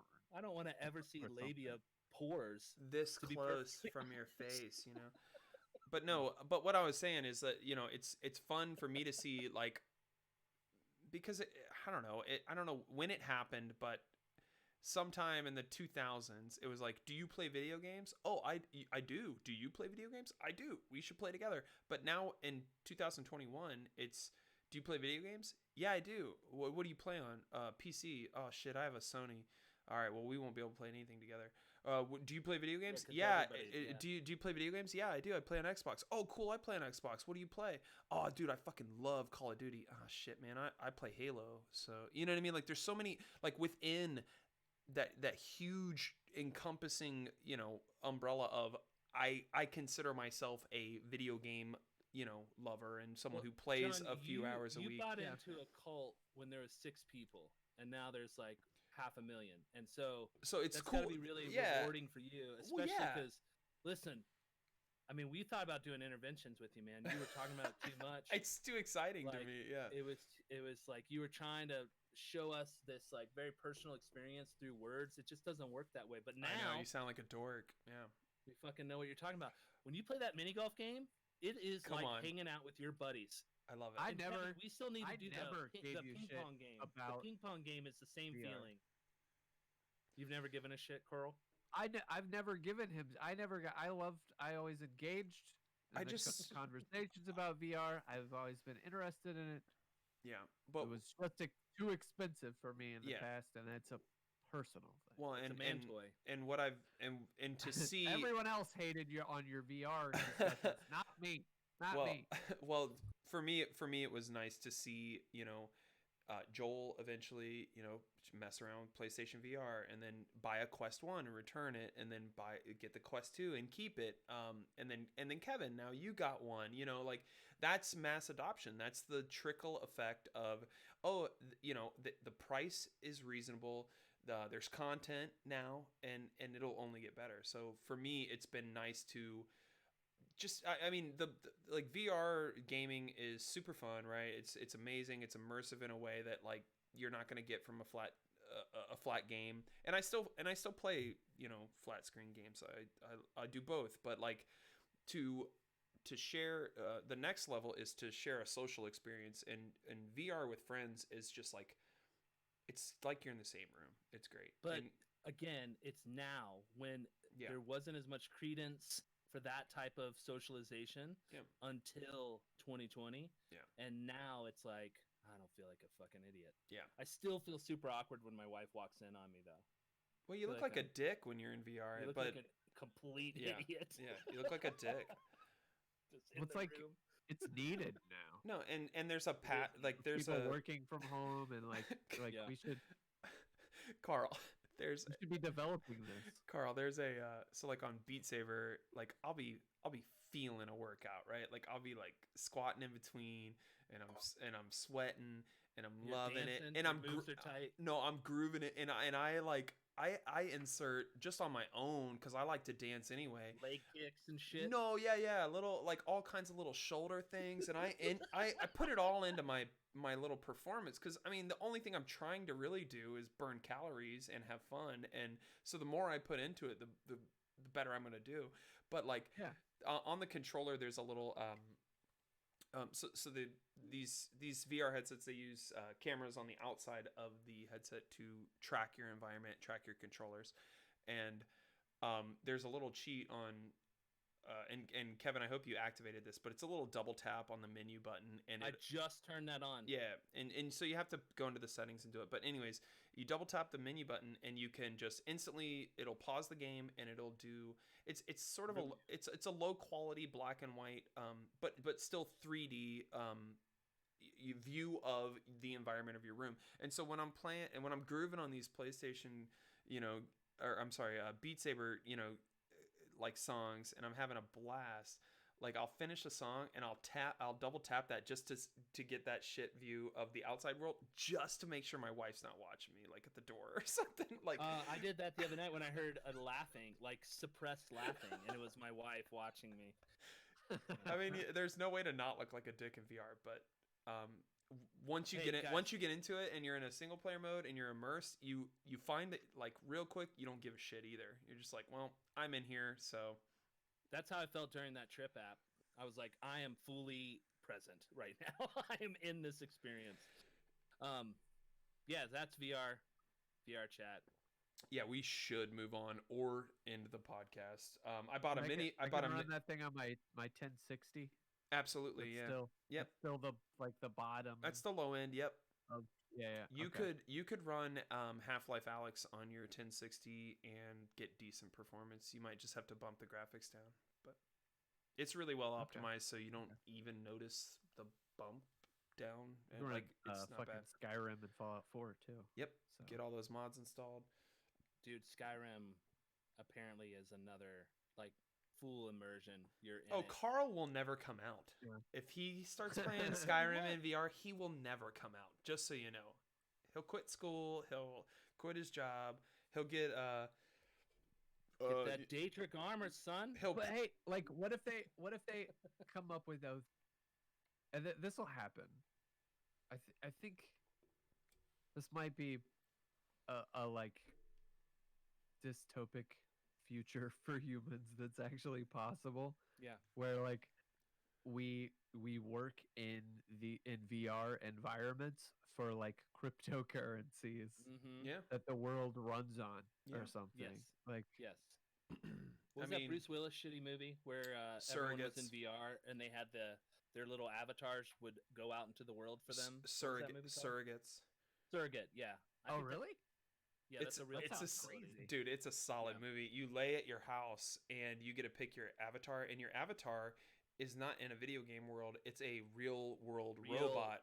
cybernetic thing. Yeah. So you send it out of the house to do the dirty work, and you are old and fat, and you lay in your house, but your avatar is like the 27-year-old version of yourself. It's cool. It's a shitty it's a shitty movie, but it explores some cool ideas, and it's it's worth watching. It has the Philip K. Dick robot rules where like you can't hurt another person. Right. And then the plot of the movie is there's a murder, and Bruce Willis is trying to solve how this could have possibly happened. Right. When murder is impossible. Well, That's and then given the parameters. Right. And there's there's like, I don't want to spoil, but like the movie's called Surrogates. There's this moment in the movie where like something in the system is fucked up, or like you busted your avatar, and so like for the first time in years you have to come out. You have to come out of your house, and you have to go do your job because you just don't have a robot ready. Yeah, and there are people in your life in this world that are like you didn't even you didn't even realize that like that hot chick partner that you had is a dude. You know what I mean? Like stuff like that. Yeah. Yeah. An overweight dude with one leg or something. Yeah. Maybe I need to revisit that movie. I constantly remember it being shitty, but there's a lot of new modern context now that I have, and maybe I should go back and watch that. Speaking of movies, John. Yeah, we got transition. Let's just everyone enjoy real sex now while it lasts, because it's gonna be fucking Judge Dredd or whatever. No, Demolition Man. The Demolition Man, or Coneheads with the sensor ring. Yeah. Or Demolition Man with that's the one I want. Where we're gonna cancel sex. We're not bodily fluid exchange. Ugh, no one does that. We haven't done that since the 90s. Yeah. No. So we got some good bangers coming out for streaming. We have Godzilla versus Kong is coming out. That's right, and you said that releases the 25th. Yeah. On the 25th, if you're Irish goodbye. If you're an HBO Max subscriber, I think he's out. But I just was curious if you guys were like Team Kong or Team Godzilla, and if there's any, if it's racist. I think. Well, hold on. Let's explore that real quick. The default answer is probably everything is rooted in racism. Yeah. At some point, yeah. According to Malcolm Gladwell, yeah. I think I'm Team Godzilla, though. Go ahead. Team Godzilla? Yeah. No, he's cooler. Yeah, cooler. I was gonna say, what are the races? Is it Afrikaans versus Asian? Like, if you're talking about what is Kong versus? Not in the mythology. I think it goes to Kong was an American created movie monster, and Godzilla was a Japanese created movie monster. Okay. And so, but I don't know if, some people only know, like, Godzilla is kind of old and dusty to a lot of younger people. I think Godzilla's also, like, I don't know. King Kong was made in America at a time where, I don't know. It's just, it does come off as a little racist. It does. It comes off as a little kidnaps the white woman and like a Mandingo slave capture kind of thing, you know? Yeah, like it's got some connotation. I mean, he literally travels in chains back to the mainland. I mean, yeah, Kong. Yeah, but you know what I mean? Yeah, and Godzilla is just like, it's a crazy big lizard. Like, that's what. And lizard. And the lesson. A result of nuclear bombing from Hiroshima. Right. According to the original folklore. Really? And yeah, that's where he came from. Okay. Bomb. And they have a ton of tsunamis.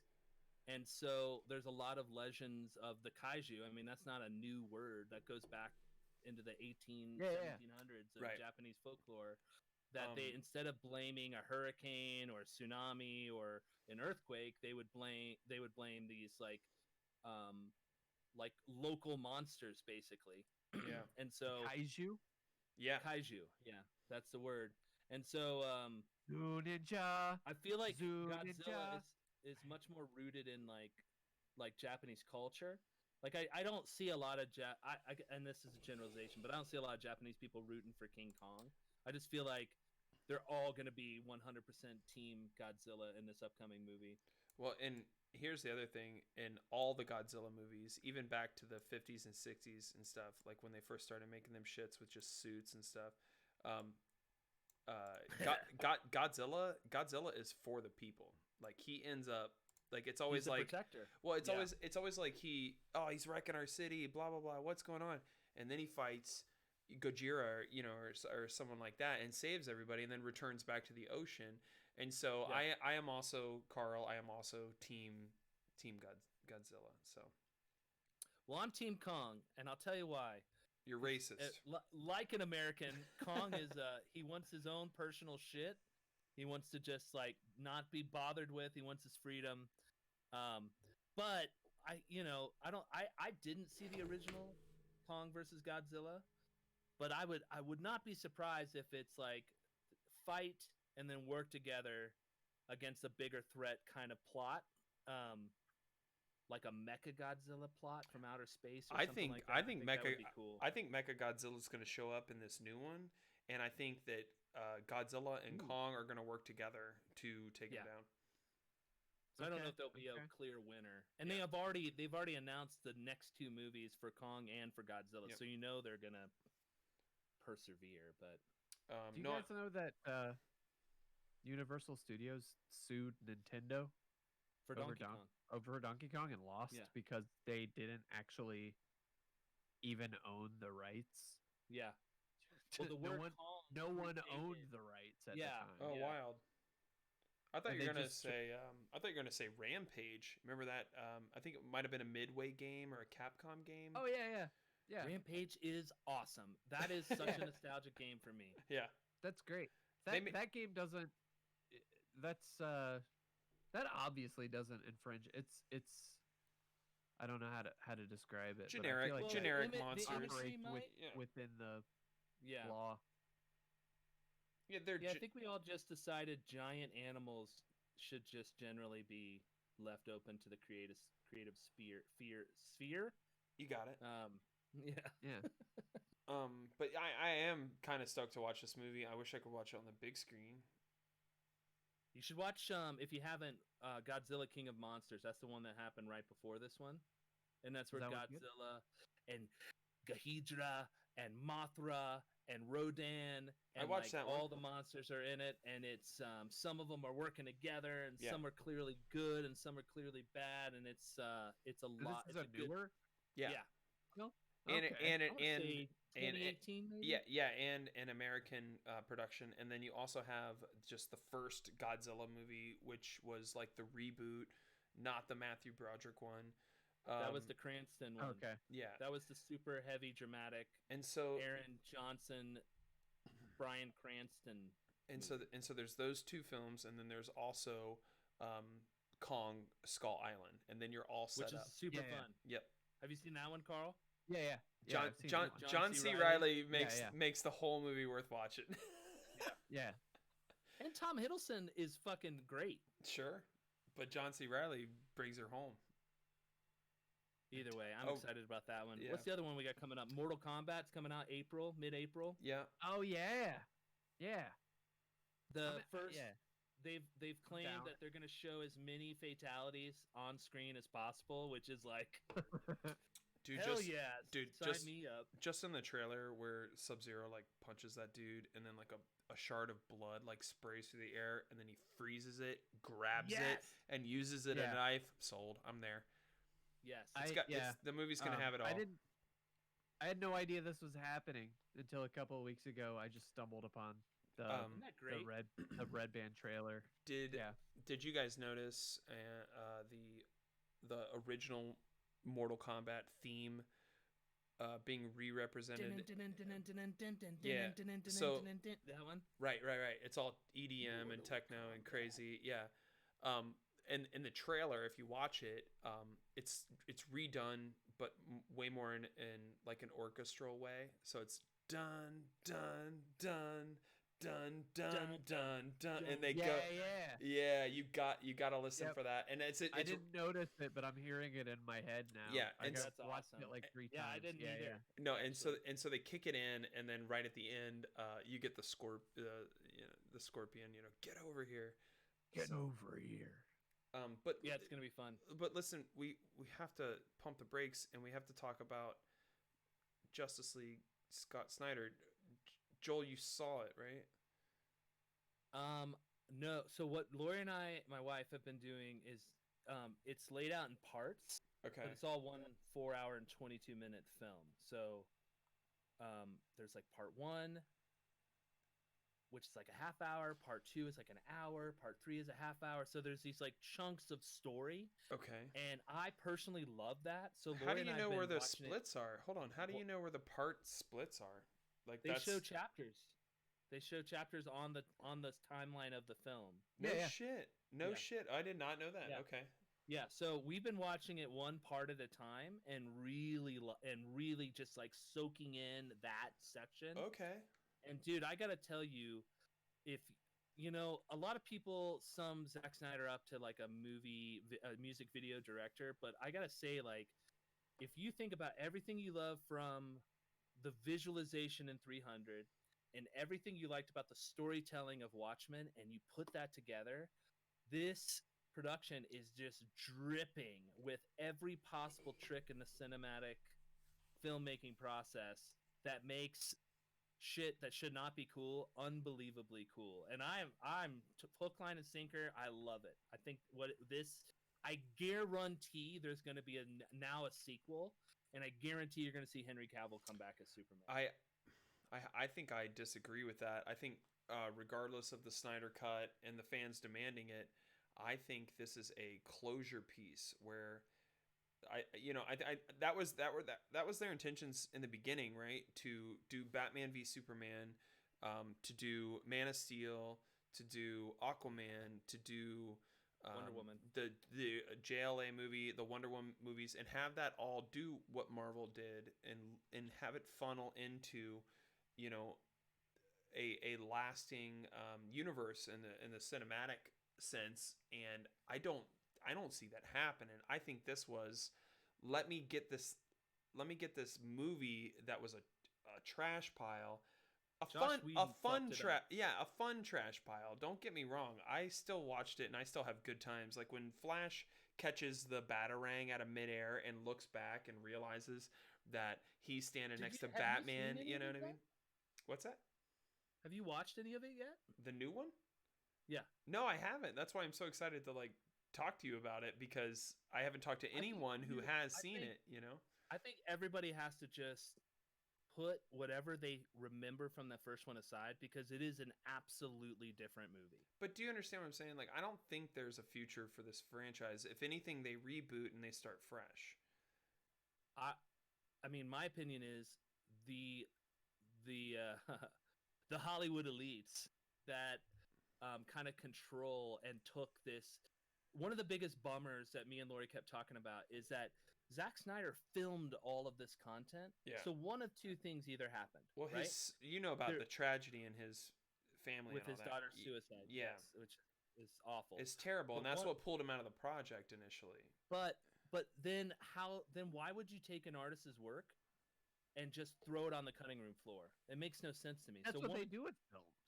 I mean, like, sure, yeah. but in there's chunks, countless these are- stories of directors and Well, and also screenwriters who the studios just fuck their films to death.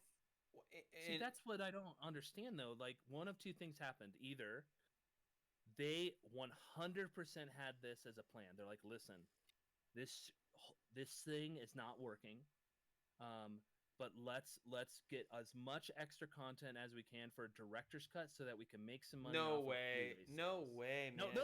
I said that's option one. Delusional. Option two is they secretly did not like the direction Zack Snyder was taking it all along. And the moment he was out, they brought in Buffy the Vampire Slayer and Avengers that shit and completely took massive amounts of storyline out of the movie. Which is crazy. That has to be what Yeah. they did. And I didn't see the original cut. Katie and I fired it up last night and got like an hour in, Oh, cool. and then I had to explain to her what was going on with the mother cubes or whatever. Mother and- boxes, yeah. Yeah. And then we just bailed. I don't know if we're gonna finish it, but How about that it Themyscira? was That it whole really wasn't sequence? like this is. I don't like Batfleck. I don't like him. I don't believe that he's Bruce Wayne. I'm not buying it. I can do the It doesn't. But I'm not a comic book Batman guy. Like I'll Right. admit, like I'm Who's the your cat- Batman, Carl? I'm Of the all cat- Batmen. I'm the casual fan. Kevin, what's his name? I'm a Batman animated series guy. okay. I'm a Tim Burton Batman kid. Kevin like, Conroy is your Batman. Yeah, Kevin Conroy is my Kevin favorite Conroy. Batman. And Mark Hamill is probably Your one of my favorite favorite Jokers. See, Yeah, I yeah. love Oh that. no! Heath I love Ledger, whenever Heath someone says Ledger, Kevin Dark Conroy. Knight, man. Come on. Heath Ledger's probably my top, but Mark Hamill was. I mean, for most of my life, Mark Hamill was my favorite. Mark and Hamill That's then- fair. shaped the and then Joker Heath that Ledger is. came along. Yeah, he shaped the Joker that we know now. But prior Yeah. to that, he was a B character, silly guy, robbing banks, and then once He's Mark the best, Hamill, like classic Joker. yeah, I think, and then Heath Ledger like redefined Joker. he took it to another level. Yeah, for yeah. sure. He modernized him.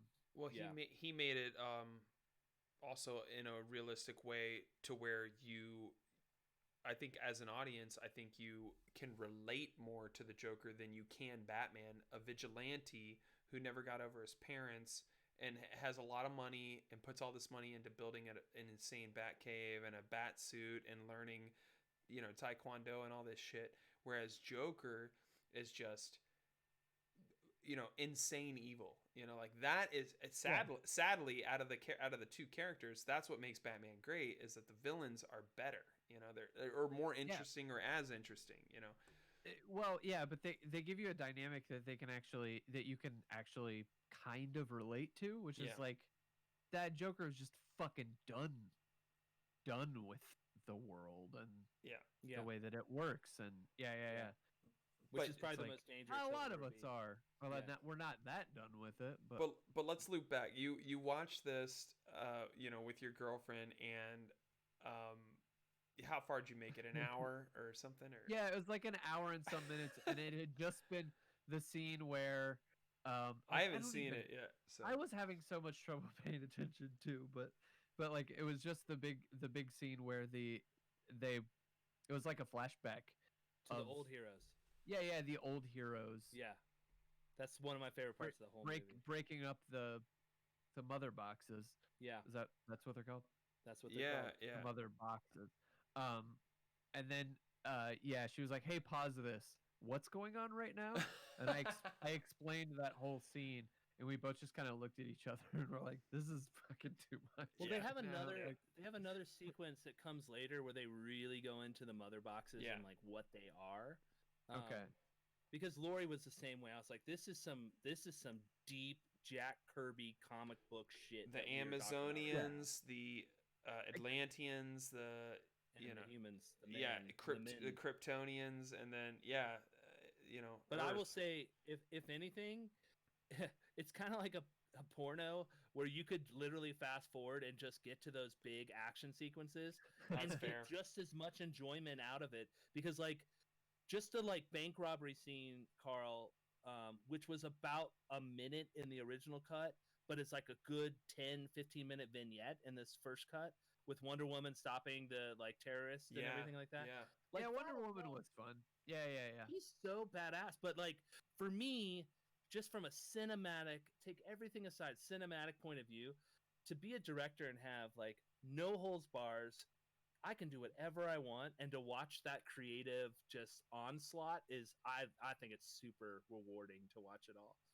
Especially if after you know the tragedy and all the crazy shit that happened. Apparently there's a lot of racism and like awful things that happen on set with Ray Parker, who plays the cyborg. Yeah. And to see his character like significantly more developed is like, it's just I'm all for it. I think it's great. The cyborg is interesting. Yeah, and that's good. That's all good. I Good was, for him, and like, yeah. I was gonna say the Cyborg is cool, and I always considered him as far as the JLA, like any modern version of the comic book or movie version of JLA. I always thought he felt kind of shoehorned in, an added cool character, maybe an answer to Iron Man, you know. But I think it's a diversity pick. Honestly, Well- that's part of the reason he's there. well, But that, in fact, they filmed a bunch of shit for him, and he got sure. he got And cut. I like the character. I think the character's interesting. But my question is do they in the new release, the Zack Snyder cut, do they clean up that armor visually? Does that Yes, look a they little do. better at all? Because All the visuals and all the CGI is on Okay. like top tier level now. because the CG for Cyborg in the original version was hard to look at. Like his It's- face he was has the kind of only this, real like, thing. His face was the only real thing in the shot, and that was like half of his face. It was like his mouth and then like one it's eye. Like this part. Yeah. And so it's like, and then the rest just looked like Secret World of Alex Mack quality CG. They just did, like, none of the metal on his suit had any texture to it. It was just, T1000, like, just It's in like standard definition too. okay. Yeah, Well, it's the 4:3 ratio. A lot of people Yeah. weren't ready for that. It's a 4:3 ratio. Yeah. It yes. weirded me So out that for a little so bit. I that had to look it up. so that nice TV that you have, you're gonna use like 2/5 of that screen. It's for- probably but it's 50%. still- man. It still No, looks it's crisp. not. It's less It than looks 50%. crisp, but it's yeah. Well, I either like way, it, and as no, a- and and I'm as a- still on board, and I still want to see it. Like, don't get me wrong, but I I just think the wanted your best first movies- impressions. Yeah, I think the best movies, and again, I'm someone that likes really shitty movies. I pay for Shudder, for God's sakes. Yeah, But the best movies are the ones where there is zero stifling creatively on behalf of the visionaries behind it, whether that's cinematography, screenwriters, the director, the actors. I feel like that's why Psycho Well, look at Gorman was such Deadpool. a great movie. Is because people just everybody had permission to shoot for the fences, and they Yeah. all did it. And then in the editing room, the director was able to pull it all together. That to me is a fantastic film if it's cohesive and you get to let everybody shine. But I think people need to go take the chip off their shoulder because the DC extended universes have definitely put a chip on a lot of our shoulders and just go into it. I love The Watchmen too, Carl. I don't know if you've seen The Watchmen. I think The Watchmen is probably show? yeah. No, well, the show is Well, the film my is favorite great. show. I But like the film. is probably one of it's probably my number one, definitely top 3 superhero like films. Okay.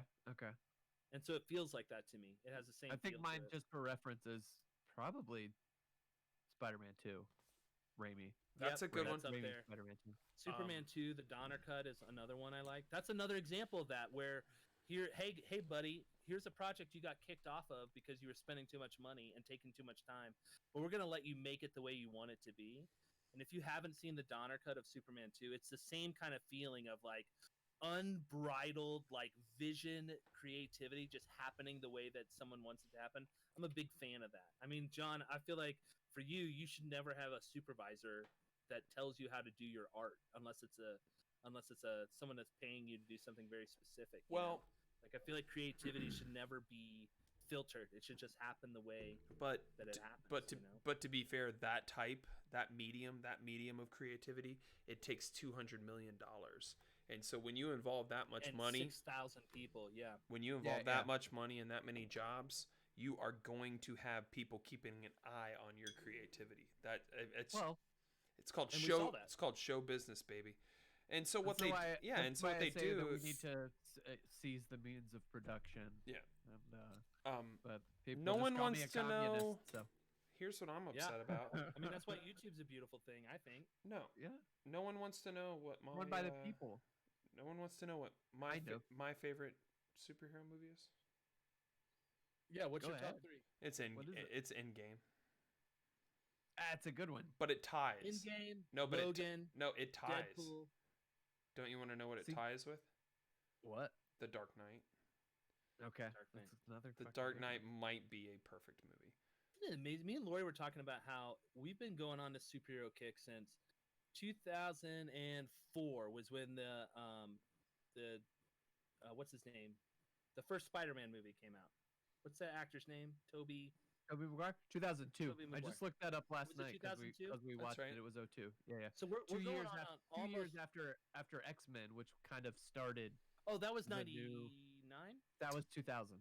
2000. So 2000, we've yeah. been going on better part of 20 years of living in this crazy genre bubble, and I think to see movies like Watchmen, Logan, Endgame, and then this new Justice League, to see him go to this level, I'm just all for it. And the fact that we're not sick of it yet, I mean, I don't know. Some people are probably sick of it. That's actually the surprising thing to me, is that it hasn't run its course yet. Like, I thought it would have been over a few years ago, and it was like, man, remember the big, superhero bubble of whatever, but like it keeps going.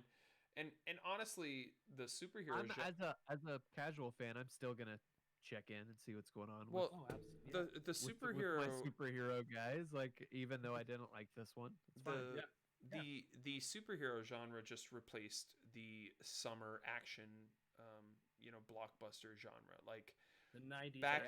back in the 90s when you got Speed and you got Face Off and you got these insane The Rock, standalone Con Air. yeah Yeah. and now we still get a couple of those. You still get a couple of those, but largely you get 3 Marvel movies every year, and you get a DC movie every year, or maybe every other year or something like that. And that's the we're getting action ready genre.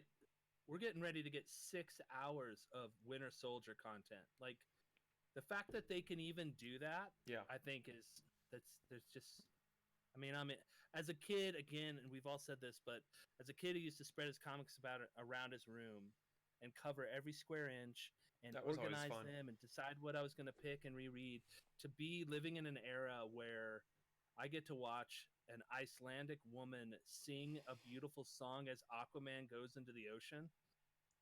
Fuck yeah, dude. I mean, just that moment for me is like, this is worth it. I'm glad you did that. Just because that is something I can see an executive shooting down. Like, dude, that is 4 minutes longer than it needs to be. What the fuck are you doing, But I get to see it, and I love it. I like the scene in JLA where like Batman's trying to recruit Aquaman, and they're like out in his like normal go-to tavern or whatever, and they have their conversation, and they're heading outside, and Aquaman he just like starts ripping his shirt off. Jason, beautiful Jason Momoa, you know what I mean? And then he just kind of they end their conversation at the edge of the ocean, like you do, and Aquaman's like, all right, well, peace. This is where I live, and he just dives in the water and swims away. It's like, oh, it's also realistic, and it's like I think you can blame Chris Nolan for all of that, like setting the tone of the Dark Knight movies, but yeah, that scene alone is just like, oh yeah, here's 2 grown men having a conversation about how the world's gonna end, and we got to get a team together. And at the end of the conversation, instead of hanging up a phone or one person getting into a taxi cab, I'm gonna jump in the ocean and swim away now. Bye, guys. It's just it's so stupid and hilarious and weird. And 2 fun and facts awesome. about that scene. The first one is completely different in the new movie. It's much more paced, and it's less broy. It's a little broy, but it's less broy. Do you still get Jack White with slow motion waves crashing behind him? No, you don't get any of that. What you get is the entire townspeople start singing this beautiful Nordic song, and then Bruce Wayne looks at them, and then he looks back, and it's just ripples in the water.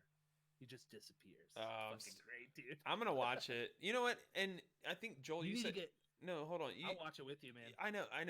So you said something about like everyone needs to just chill out and lower, just relax and go in and try to have fun. And that's how I sold the first version of it to my wife. I was like, we went through all the Marvel movies, and I'm like, let's just watch this one. Come on, it'll be fun. Flash is in it, Wonder Woman's in it, they're all in it. And I finally talked her into it by saying, like, just don't give a shit. Like, just have fun with it, and you don't have to care about what's going on or what. Like, it's just a fun action movie. Like, you're gonna see Superman shoot laser eyes, and Flash is gonna be running around the inside of this pipe, and Flash is so fast no one can ever see Flash. except for when Superman's on the scene, you see like his eyes he track fucking sees over 'em. and he catches them, and you're like, Yeah. I can't help but geek out Yeah. on that. Like, Yeah. yeah, that kind of shit. Like, just it's The last thing I'll say about this as I'm We gotta wrap sucking it up. Zack Snyder's dick Yeah. is DC has a really tough position regardless of how they move forward, because Marvel has solidified like the way. Yep. Like this is a superhero universe, not just a superhero universe, but this is a cinematic universe that like we're gonna see that affect Bond and all these other properties, but like this is the way. And so how does DC do it? And I feel like he made those heroes in the DC universe like gods, like literally like gods. Yeah. As opposed to like And like Tony connected Stark, them who's relatable. to gods. Yeah. And Like- connected them. Like he actually made it like this is the age of heroes is a thing that comes and goes on planet Earth, Yeah, the fucking lore of the whole Yes. thing. And like in that battle, John, that 300 style battle where they're fighting like Apocalypse for the first time, and you get to see like Zeus and Ares and a Green Lantern dude and like Atlanteans, and they're all just fighting. I haven't seen it. It's the best part of the movie, Yeah. hands down. So, Well, and I would it's recommend just going into it fresh. Maybe eat an edible. Be in Yeah. a good mood. just I expect to will hate it. say, Like, you know what I don't- mean? Go in and expecting to don't- hate it, and then just enjoy yourself. Have fun. Don't Yeah, you can enjoy how stupid Yeah. something is too if you hate it and Yeah. you think it's stupid. absolutely. Martha. But Don't be don't negative. feel like you need to have 4 hours and 20 minutes available either.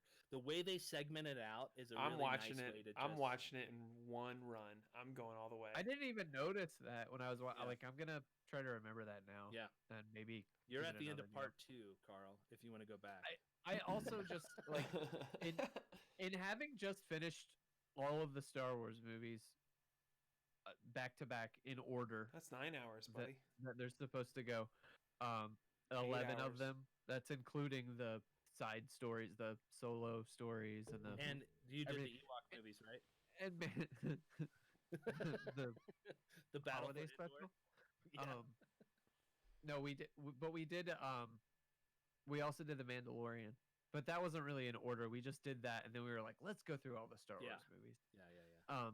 But like for kids, which is where my love of Star Wars starts, was when I was a kid, and there were only 3 movies, and I was like 8 These years are old, great, and I got yeah. or 9 years old or whenever, and I got all of the new Kenner figures and Yes. the trilogy, and I was really introduced to it, and I fell in love with it. Like to kids, the whole fucking run is awesome, and Yeah. I wish when I was a kid that there were 11 fucking Star Wars movies. And Yeah. I could say the same about all of it. Like, Yeah. enjoy it if you enjoy it, and if you don't, like, I don't Well, know, and everybody has their own Just turn thing. it- turn it off. Yeah. Like, don't condemn Zack Snyder to hell. Exactly. And and again, he did not get paid to do that. He did not get paid anything to do the Snyder cut. So Warner Brothers was like, we already paid you to do this movie. So if you want to do this, we'll give you the resources to do it the way you want, but we're not giving you anything extra. And he totally took it. Like that again to me is it's just like an authentic way to make a piece of art. But also fuck them more. Yeah, fuck them more. We're not They'll going to give probably you. make You can something. do this for us, but we're not going to give you any more. You can Well, make this. he wanted to do it, and they gave him a budget of like an additional like $70 million or something like that. Dude, So. it's so dripping with cool. So cool. I'm excited to watch it. And what's funny is you mentioned how the DC cinematic universe kind of presents itself as these are all gods, right? Yeah. And that the Marvel cinematic universe is that these are all mortal, for the most part. Relatable Yeah, humans. Yeah. people that you can connect to because you're a fucking dude or Yeah. whatever. Like, that was like how Marvel back in the 1950s, 60s, 70s, like that's how Marvel tackled that that portion of the market was being the relatable Yeah. character, and that actually hurt DC in the past. That you know, well, you especially had when it came to Spider-Man. Superman's well, not hold on, relatable enough. hold on. Sorry, Let me just let me finish the comic book format. You know, you're at the Sundry store or whatever, and it was all children reading this content, right? And every single hero at the time in the DC comic books, Detective Comics, they were all adults, right? Flash, Superman, Wonder Woman. These are all like adults, like perfect god, figures, right? And then Marvel steps in and they say, let's make a teenage Spider-Man, like let's connect with teenage problems. Yeah. and yeah, let's connect with the people that are actually reading the content. To be a kid and to have to juggle high school and like trying to kiss a girl, and on top of that being a superhero who got bit by a radioactive spider, and the X-Men, those are all teenagers. Like it's Charles Xavier is in the wheelchair looking like me with the bald head, and everyone else is like these kids they got from high schools that have these insane mutations. And now we're talking about how like maybe that's the one thing that saves the DC movies versus the Marvel movies, which Marvel got there first and have only been releasing good movies with the exception of Thor 2, the Dark Elves or whatever it's called. The Dark Reality Stone. What's it called? Well, I know, but like what's the movie called? The Dark Dark World. Yeah. It's not very good. And then like there was like the first Hulk movie, like there's issues there, but after that they were like good to go. And maybe that's the one thing that there is a future in the DC universe for movies is that they lean that way, and that's cool to some people. But people get pissed about Superman all the time. They say he has like too many powers. He's too perfect. He's like a Boy Scout type character. But then we like Captain America, who is just as way more cheesy, but leaning into it in like a Marvel sense of humor way. I don't know. But he used to be a kid that was bullied. Like we can all relate with Captain America. That's true. Okay, so you can still relate. Whereas I was never into either of them as the casual fan as a child. And so like me, I was into cartoon Batman and Spider-Man mainly, just because fucking nerd, kid, relatable, like you were saying. Yeah. But when me and Joel were kids, like Superman was like it was the ultimate like 10 out of 10 of what a kid could imagine a superhero to be, right? Yeah. Fly, laser vision, You're talking just from a power. Yeah, well, that's what people get upset about, is they say, "Oh, he's OP." That's not relatable at all. An alien that has all the superpowers. That's like cheating in comic book world, I mean, that Donner, you gotta have vulnerabilities that aren't just something from another planet. Yeah, one stone. Well, which is completely sci-fi to us, but like those Christopher Reeve movies did such a good job of like his showing like his father telling him like, listen, man, I know you want to play football, but you just can't. Like that I don't know. It just humanized him in a way. Yeah. I was just Christopher Reeve's my Superman, and I'm okay with Batfleck. I really am. I always like think of Kill Bill. Michael Keaton. Remember Kill Bill Volume 2, where coming back. Bill explains about why Superman is the perfect like mythological being, and that he's the only superhero that his alter ego is Superman, and that the disguise that he puts on is Clark Kent, to be feeble and to blend in and to be more human. Like that's, I mean, that is so cool. That is like, I mean, whereas Bruce Wayne's the opposite. All other heroes are the opposite. They're their real person is the alter ego, and the superhero is the mask that they put on when they go to work. And Bruce Wayne's just a fucking capitalist too. Yeah, for sure. Well, he does say at one point in the movie, the Flash is like, "What's your superpower?" And he goes, "I'm rich," and it's like a hard cut, and that's like that to me was like a little like, all right. Yeah. You're more than that, Bruce Wayne. How dare you sum everything up to that? But, he didn't say it like that either. You made it sound like Rick James or something. I'm rich, bitch. No, he's goes, like, I'm rich. He's a little more somber. He says, I'm Darnell Rawlings I'm shows rich. up. Yeah. No, Um, no, no, Rich, bitch. no, no, no, no. Tell me what you guys think about this. So something that Zack Snyder did, because he only had so much footage, that he Yeah. had to play with. Yeah, because they didn't do reshoots. You're saying, right? And I was thinking about this when you were talking about Last of Us, but he did editing on like the actors' facial features. Oh my god. And so like he did, and you can't even tell, like it's seamless. But I know it's in there because there's a whole article about it. But like he did a lot with Gal Gadot to make her come across more, because she can be a little flat sometimes. You know what I mean? No, So, I don't. I did I not just know want- that they did like acting edits on the Yes. characters' faces. That actually freaks me out. I So don't here's think the I thing, like though. that. In-game did it too. But my question is, then if you're an actor, A, how does that feel? And B, what would happen if, let's say, for some weird universe, like Gal Gadot gets nominated for an Oscar, but you find out that part of her performance was altered digitally? By I just an wanted to see artificial you guys' take on that, intelligence. 'cause I it's think a it's weird the modern. It's the modern equivalent to overdubbing, or ADR. Yeah. even coloring a film after Okay.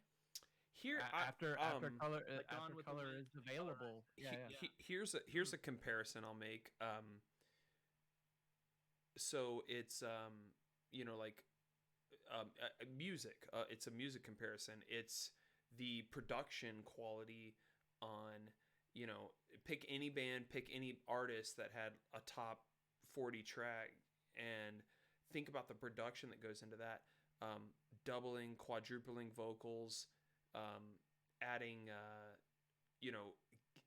barely noticeable piano or keyboard to a rock track just to back up the track and fill it out. Like there's so many production tricks in audio to where like seeing a band live, that's all you get. But when you hear the song and the way it's produced and recorded on the album, there are so many fucking tricks that make that song sound like that song. And you can pick any pop hit and you can dissect it, and if you can isolate the tracks and go through, man, they're doing all the tricks. Every guitar solo, every vocal track doubled and panned to a way that is like this is the best that this can possibly sound. So to compare that to a scene where you're like altering someone's facial features or doing the whole or like putting a digital tear in there, or making their eyes look moist, or even like making their brow, or even making Robert Downey Jr. like 25-year-old Robert Downey Jr. in that one. I forget if it was Infinity War or Endgame. Oh or yeah, the quick shot. No, you got it. Civil War. In the last Star Wars with Luke and Leia. Yeah. Training. You know what I'm saying? It's like that's a good point. It's bringing dead people back is a weird thing too. It's like using all the tools available. An alive young Luke in the Mandalorian. Yeah. Like, and mostly getting the emotions from that and everything was like, it wasn't even seeing him in full. It was when when he came in, I felt it, and when I saw the glove, I felt it. Yeah, and yeah. I already knew once we saw the CG. They had already popped the cherry on that because I was like, "It's Luke, it's Luke." Yeah, that was Luke. such a great And moment. the lady was like, "What?" I was like, "Look at the glove! Oh my god!" Yeah. But then you get and then you get to the end scene, and he kind of has like one facial expression, and he can only be lit from like one direction. He doesn't move around a lot. He's like, Luke Skywalker. So you guys are you're cool with him, it. Just like you think it's fine. It's part of the creative process. If you have the tools to make something better, you might as well use them. Well, that's what I'm saying, and I think that's the comparison to music. But here's the real question: is like, is this gonna catch on? And are we gonna start remaking every goddamn movie under the sun with all these tools? You know what I mean? And that to me is like kind of a bummer world where it's like, you say what's your favorite movie? Well, it's Jaws. Well, what version is it? Don't you touch it? No, listen, man. Is it the 70s release or is it the Blu-ray release? Because the Blu-ray release is like exceptionally better. No, they didn't just clean it up. It's a complete re-edit of the original film with the original stock that they shot. And Johnny Williams re-recorded music and shit. And on a chemical level, like just cleaning up so much bullshit in the first time they ran it based on modern, current technology, like But it's still the same film. you're right. It's not a 4-hour re-edit, yeah. Pseudo shoot first, and like I think George Lucas established that, like Yeah. going He back did. and completely. And I stood behind him during that time. It was like, listen, he has different paintbrushes he didn't have in 1978. Yeah. So why not let him use those paintbrushes as a creative person? And Again, I I will always side with the creative person on this. I think it's okay. think It's fine. I think George Lucas appreciated that you stood behind him, He did. Yeah. and like if a band, He said, "You know what? Like, if Joel's got my back." if I a band appreciate I that. love wanted to go back and re-record a record, I would fucking love that. that happens all the I time. I Yeah. want to hear, like Taylor Swift is doing that now because of legal issues and stuff, and like Peter fucking I McGraw or would whatever totally his name would is. do that. Like Yeah. go back and re-record second stage now. Like Yeah. it'd be so fun to hear all Yeah. of the different transitions that they add to it. Yeah. And, like, Or fucking- Neil Diamond's done that like 3 or 4 times Yeah. on some of his. Okay. well, stuff. and, and, Yeah. and the Beatles, those albums will Not come. Neil Diamond. What's his name? Neil Simon is what I meant to say. Oh, Sorry. Neil Simon. Okay. But the Beatles, they'll remaster albums and put those out. Yeah. I mean, yeah, but maybe it's odd in cinema because it's such a visual medium, like whereas like doing the music comparison, it's like, it's through all of your devices, right? Your headphones, your car speakers, your Yeah. stereos in your living room, whatever. Whereas a movie where you're making dead people available in new movies to perform entire roles, or making an actor younger, or I mean, sky's the limit on where this goes in the future. You know what I mean? Like if a movie comes out and it bombs, does that mean, well, hold on, it's not over yet, boys? In 2 years we can do a fucking director's cut and we can just throw it all at the wall, and we'll save this damn thing. You know what I mean? And the fanboys will get us out of the Yeah. hole. I don't know if I want that. You know what I mean? Like once It was just a strange thing that I had read, and I was like, as I'm watching it, you do have to wonder, like, it seems like so much extra content was filmed, but then, like, to Carl's point, that's movie making, so some of it is reusing things cleverly, kind of like that. Remember when they made that second Anchorman movie using all the edits from the first one, and it was That like was fun. awesome. Yeah, that was it cool. was so great. But the alarm clock, remember? Time to wake up or whatever. that was the plot. It was the B plot, Yeah.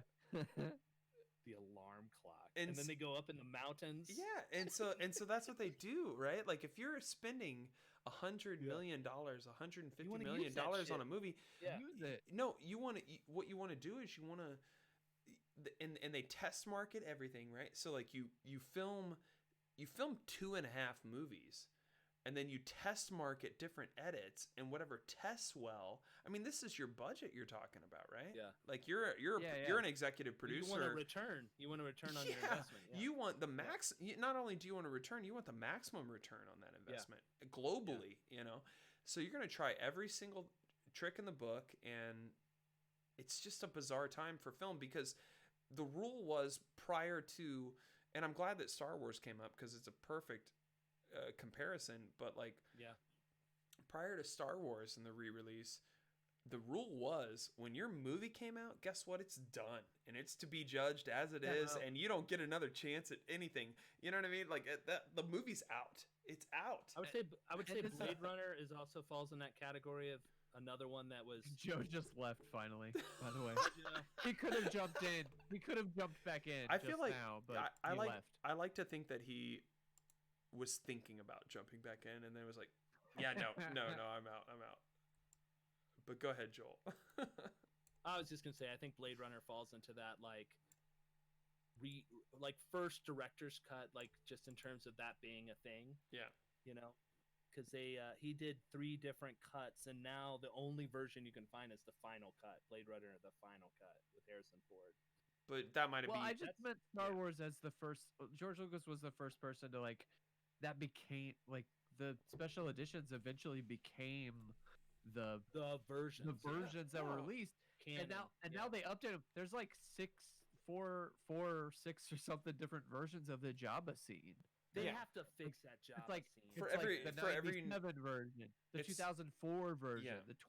2012 version or whatever, and like yeah. you don't know what you're gonna get. Like if you were to go pick up a copy, like Well, it was that's kind of weird. That's kind of weird. But at the was same like, time, like this is yeah. a man who pioneered filmmaking in so many ways. I mean, even down to being a rebel and not having the credits at the Well, beginning of the film.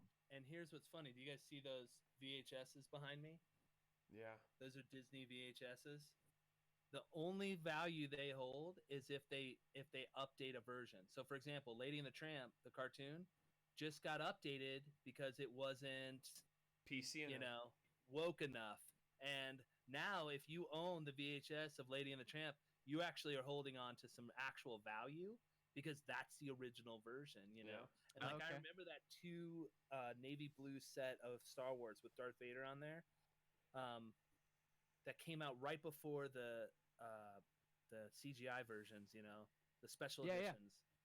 That, if you're a VHS collector, is the true. That's like the holy grail, the starting point of that film, So there's some value there too. It was like the last version released, but it was like wasn't it like black and then like Jedi was in purple. Yeah, there was a Darth Vader version Empire and was yeah. or an Yeah, that's R2D2 version. That or was the something. first version that I got. I wasn't that into it when I was real little. Like Yeah. my cousins and stuff were into it, but then when that came out, I got that and a set of the Kenner, like 96 or 95 or 96 figures Yeah. that Christmas. Nice. I got both, and my parents were like, Hell "This yeah. is Star Wars," and I was like, You're "Holy, welcome." holy I want fucking to shit!" I want to real quick recommend the Netflix documentary on Blockbuster. Have you guys watched that thing yet? No, I haven't. With Kevin no. Smith. So yeah, no, he's seen like a lot on that. but yeah, no. and he's interviewed in it, and he doesn't like it's not like hosted by anyone. It's just a Right. documentary. But they talk about that what you guys are talking about right now, Joel, with your VHS copies behind you, is that when they closed all of those Blockbusters, they had these deals with the studios where they could buy those video cassettes at a much lower rate than what it would cost to just buy the tape as an individual, and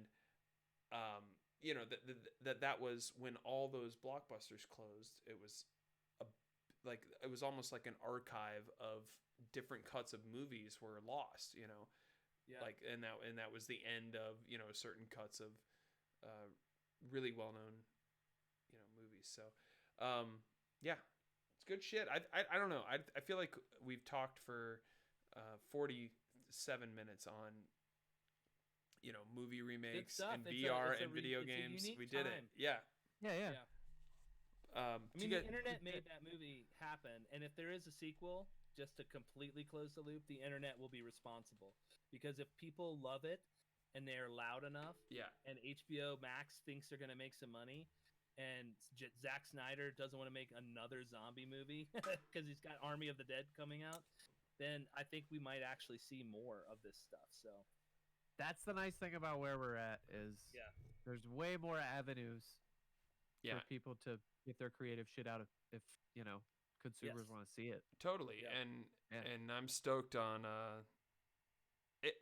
it's just different, It's a change. Yeah, like I'm stoked on watching the Snyder recut, but it's like I think the takeaway is like is this going to launch a whole new I don't know. You get a retake. You get a redo if you want on a movie.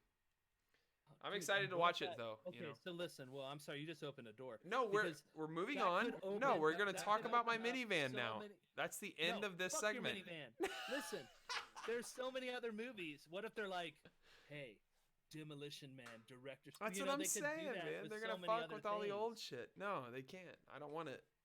Ben I- Affleck's Daredevil. No, that's been forgotten. But yeah, he's fucking Daredevil too, isn't he? Goddamn. Yep. Swamp Thing returns. Yeah, there's a bunch of those, Carl. Ben Affleck is Daredevil and Batman. Chris Evans. Yeah, Chris Evans is the Human Torch and Captain America. There's a bunch of Holy those. Shit. Yeah. I forgot that he was the Human Torch. That's even more kind of mind blowing to me than Affleck. Wow. Did anyone watch the Falcon Winter Soldier? Hell yeah. No. Yeah, I did too. Did you like it, Joel? I love it. It's a different flavor. It's the first episode.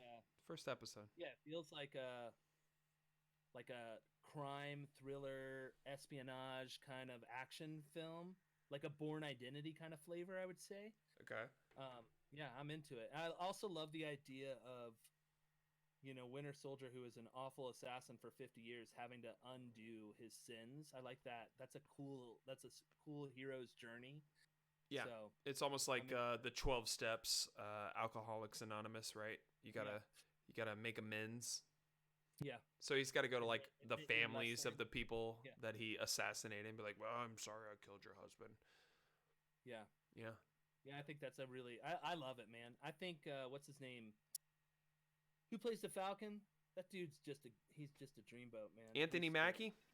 Anthony Mackie is just terrific. I have to say that I think it's my own fault because of how much Marvel bullshit we've been consuming.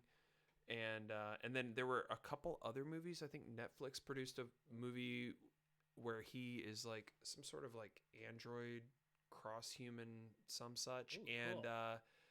well, no, I'm saying like I'm good on Mackie right now. And so for this to be the next series coming out, I'm kind of over him. Like it's just like I don't want any more. Well, you could Mackie. give yourself a gift and don't watch it, and then when it's all done, you can just have the greatest marathon ever. Yeah, we watched the first episode. I thought it was fun. It had some immediate action, and obviously they have a lot to set up for an entire season of a weekly released series instead of being able to binge it like a normal human.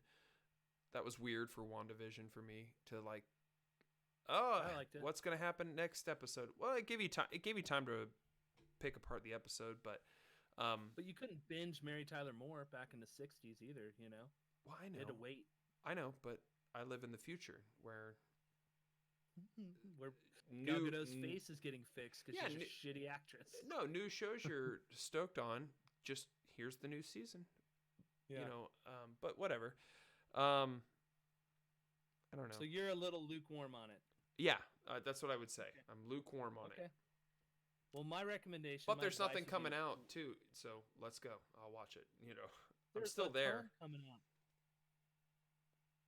There's always a lot of shit coming out. Yeah, dude. but Invincible, which is a Millar, Robert Kirkman superhero comic, is coming to Amazon as a series, an animated series. Yep. And it's the same production company that did Batman the animated series. Yep. So, Carl, I would say the elevator speech, and John helped me with this, is it's like a realistic, but in a different way, take on becoming a superhero, in that sometimes when you're fighting people, you accidentally like knock someone's head off. Like it's like that level of realism. That's where fair. this kid is like, shit, I just completely busted his face wide open. I didn't mean to do that. Like, so it's kind of a fun, super R-rated, super heavy, violent cartoon superhero series that's coming out called Invincible. Okay. Yeah. Another one is Jupiter's Legacy, which was another Mark Millar written production by I think Top Cow or something like that, a different publisher. But one of my favorite artists did the art for it. Frank Quitely is his name, and then as I'm saying that, I'm thinking about how it's kind of funny how the realistic superhero is just like in print. It just takes like another 15 years for it to hit like movies and TV from the comic book version, because all of that was really popular in like the early 2000s, the real world superhero. I mean, there was already The Watchmen, which had been published, and then there were The Boys that was published around the same time. Umbrella Academy, that was published around the same time in print, I'm saying, and then it was like another 10 or 15 years later that it comes to, you know, a cable network or in movie form, and it's being made. It's kind of funny, but yeah, I don't know. Yeah, I we think- had a lot of good shit coming. Yeah, good shit coming Yeah. out. I think we got to Love wrap you it guys. up. It's Yeah, super fun. I know we geeked Listen, out. We we geeked kill it, out. yeah. I don't know if anyone would Well, enjoy that's this what episode. podcast right now for me is when This I feels love it like the a- most is- This feels like a dork Tangent. report episode. No, I just love when we go down and dig deep, awesome holes into pop culture, and you know, that's what I love. Yeah. Whether I'm listening to you guys or whether I'm hanging out with you guys, but Do you guys want to hear about my minivan I bought? It's on the Bud. list. No. We got to cover the minivan real quick. you Give got it a to me. minivan. I got a minivan, guys. Carl, did You've you had hear? a minivan before. I have. Maybe. Yes. I heard earlier. So I What's the biggest difference? It's nicer. it's nicer. Yeah, it's a few years nicer. It's a Toyota. Here, I'm gonna grab some more. I'll be right Toyota? back. You just keep talking. I really don't care about this. No, Carl cares though. He has to hear about that motherfucker. Carl, this van. Let me tell you, buddy. It seats 7 adults who have an average height, right? Like legs are you're gonna have room for your legs. If you have a beverage with you, and sometimes I show up to a party with 2 beverages. Yeah. Who hasn't? And sometimes you're in a minivan and you're like, oh my god, where am I gonna put my beverage? I have all these beverages. I got you covered, buddy. There are cup holders everywhere in this thing. The cup holders have cup holders. Does that make sense? There's so Would many. you say cup holders galore? There's so many cup holders. What else? It has one of those fancy pants. When you back it up, it has the camera where you can like see what you're. Oh, cool. Yeah, I yeah. got one of those. Yeah, that's nice. Yeah. So yeah, It's me very useful, and the especially fam. with a minivan. Like, Oh yeah. Oh yeah. Automatic doors on the keychain, right? You push a button and the side door will Automatic. open up. You push another button Right. and the hatch, it will just open up on its own. What year is it, John? It's like a 2007. It's pretty old. but it has all Burgundy. that sweet shit. Nice. It's burgundy, but it has all the tech kind of inside. It's on its way to Smell like becoming- cigarettes? No, they took really good care of it. The person I bought Thought it I'd from. ask. No, yeah, our mother was over at our house and or my house earlier today, and she said the same thing. She was like, was it a smoker before? I'm like, no, it wasn't. It smells really What's the nice about- Is that how inside. you got Like- that price on it? Yeah, no, it's Was like it a smoker before. no. Here's the kicker was that it just didn't This have should be your a lot of extra miles Patreon on it. content. Yeah, no, Shut up. I shouldn't have even brought the minivan up. No, I love this. No, this listen, is I'm great. bald. I I'm did- almost 40, and I have a dope minivan. All right, from 2007. If you were to do one You're right. aesthetic upgrade to it, what would you do? Ground effects, Yeah, what color? neon green. Green and burgundy. It's like Christmas came early. Very and- southern state yeah. colors. No, Christmas came early, and all the colors are off. Neon That's green great. and burgundy. Those are like almost Christmas colors. I don't know. That's been a podcast. We hope you guys enjoyed yourself. Go to podcastrightnow.com to find a link to our Patreon, our Twitter account, where we encourage you to provide input for the show, reviews. If you're having a good time, Patrons get the live video archive. that's true. If you're having a good time with the podcast, the best way you can share the love is to just tell your Share it. just tell your buddy about it. Like, there's these drunk boys. They get online and then they talk about Justice League for 45 minutes. There's no structure at all to the podcast. You never know what you're going to get. Sometimes that's exciting for a listener on your commute or while you do some housework with your earbuds. Good background noise. Yeah, good background noise. But we appreciate you guys showing up, and check us out on Sundays. That's Twitch, Real Podcast. We won right an Emmy now. last year for best background noise. Sorry.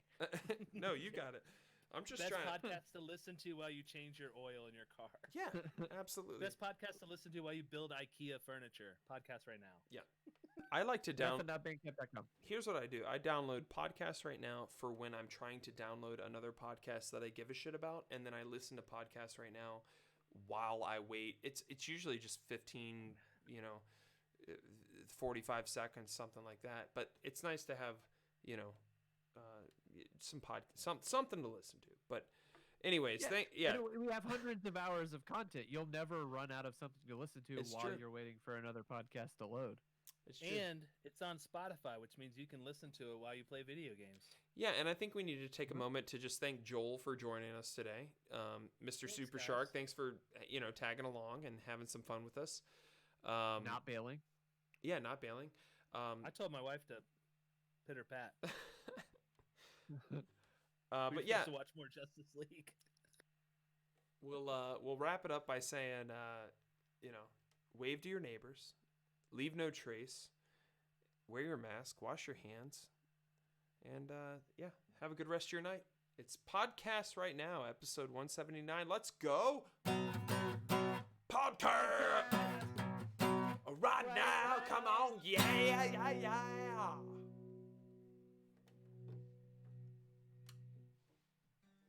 You end the feed? It's over. Canceled. We did it. Yeah. Stop the feed. End the feed.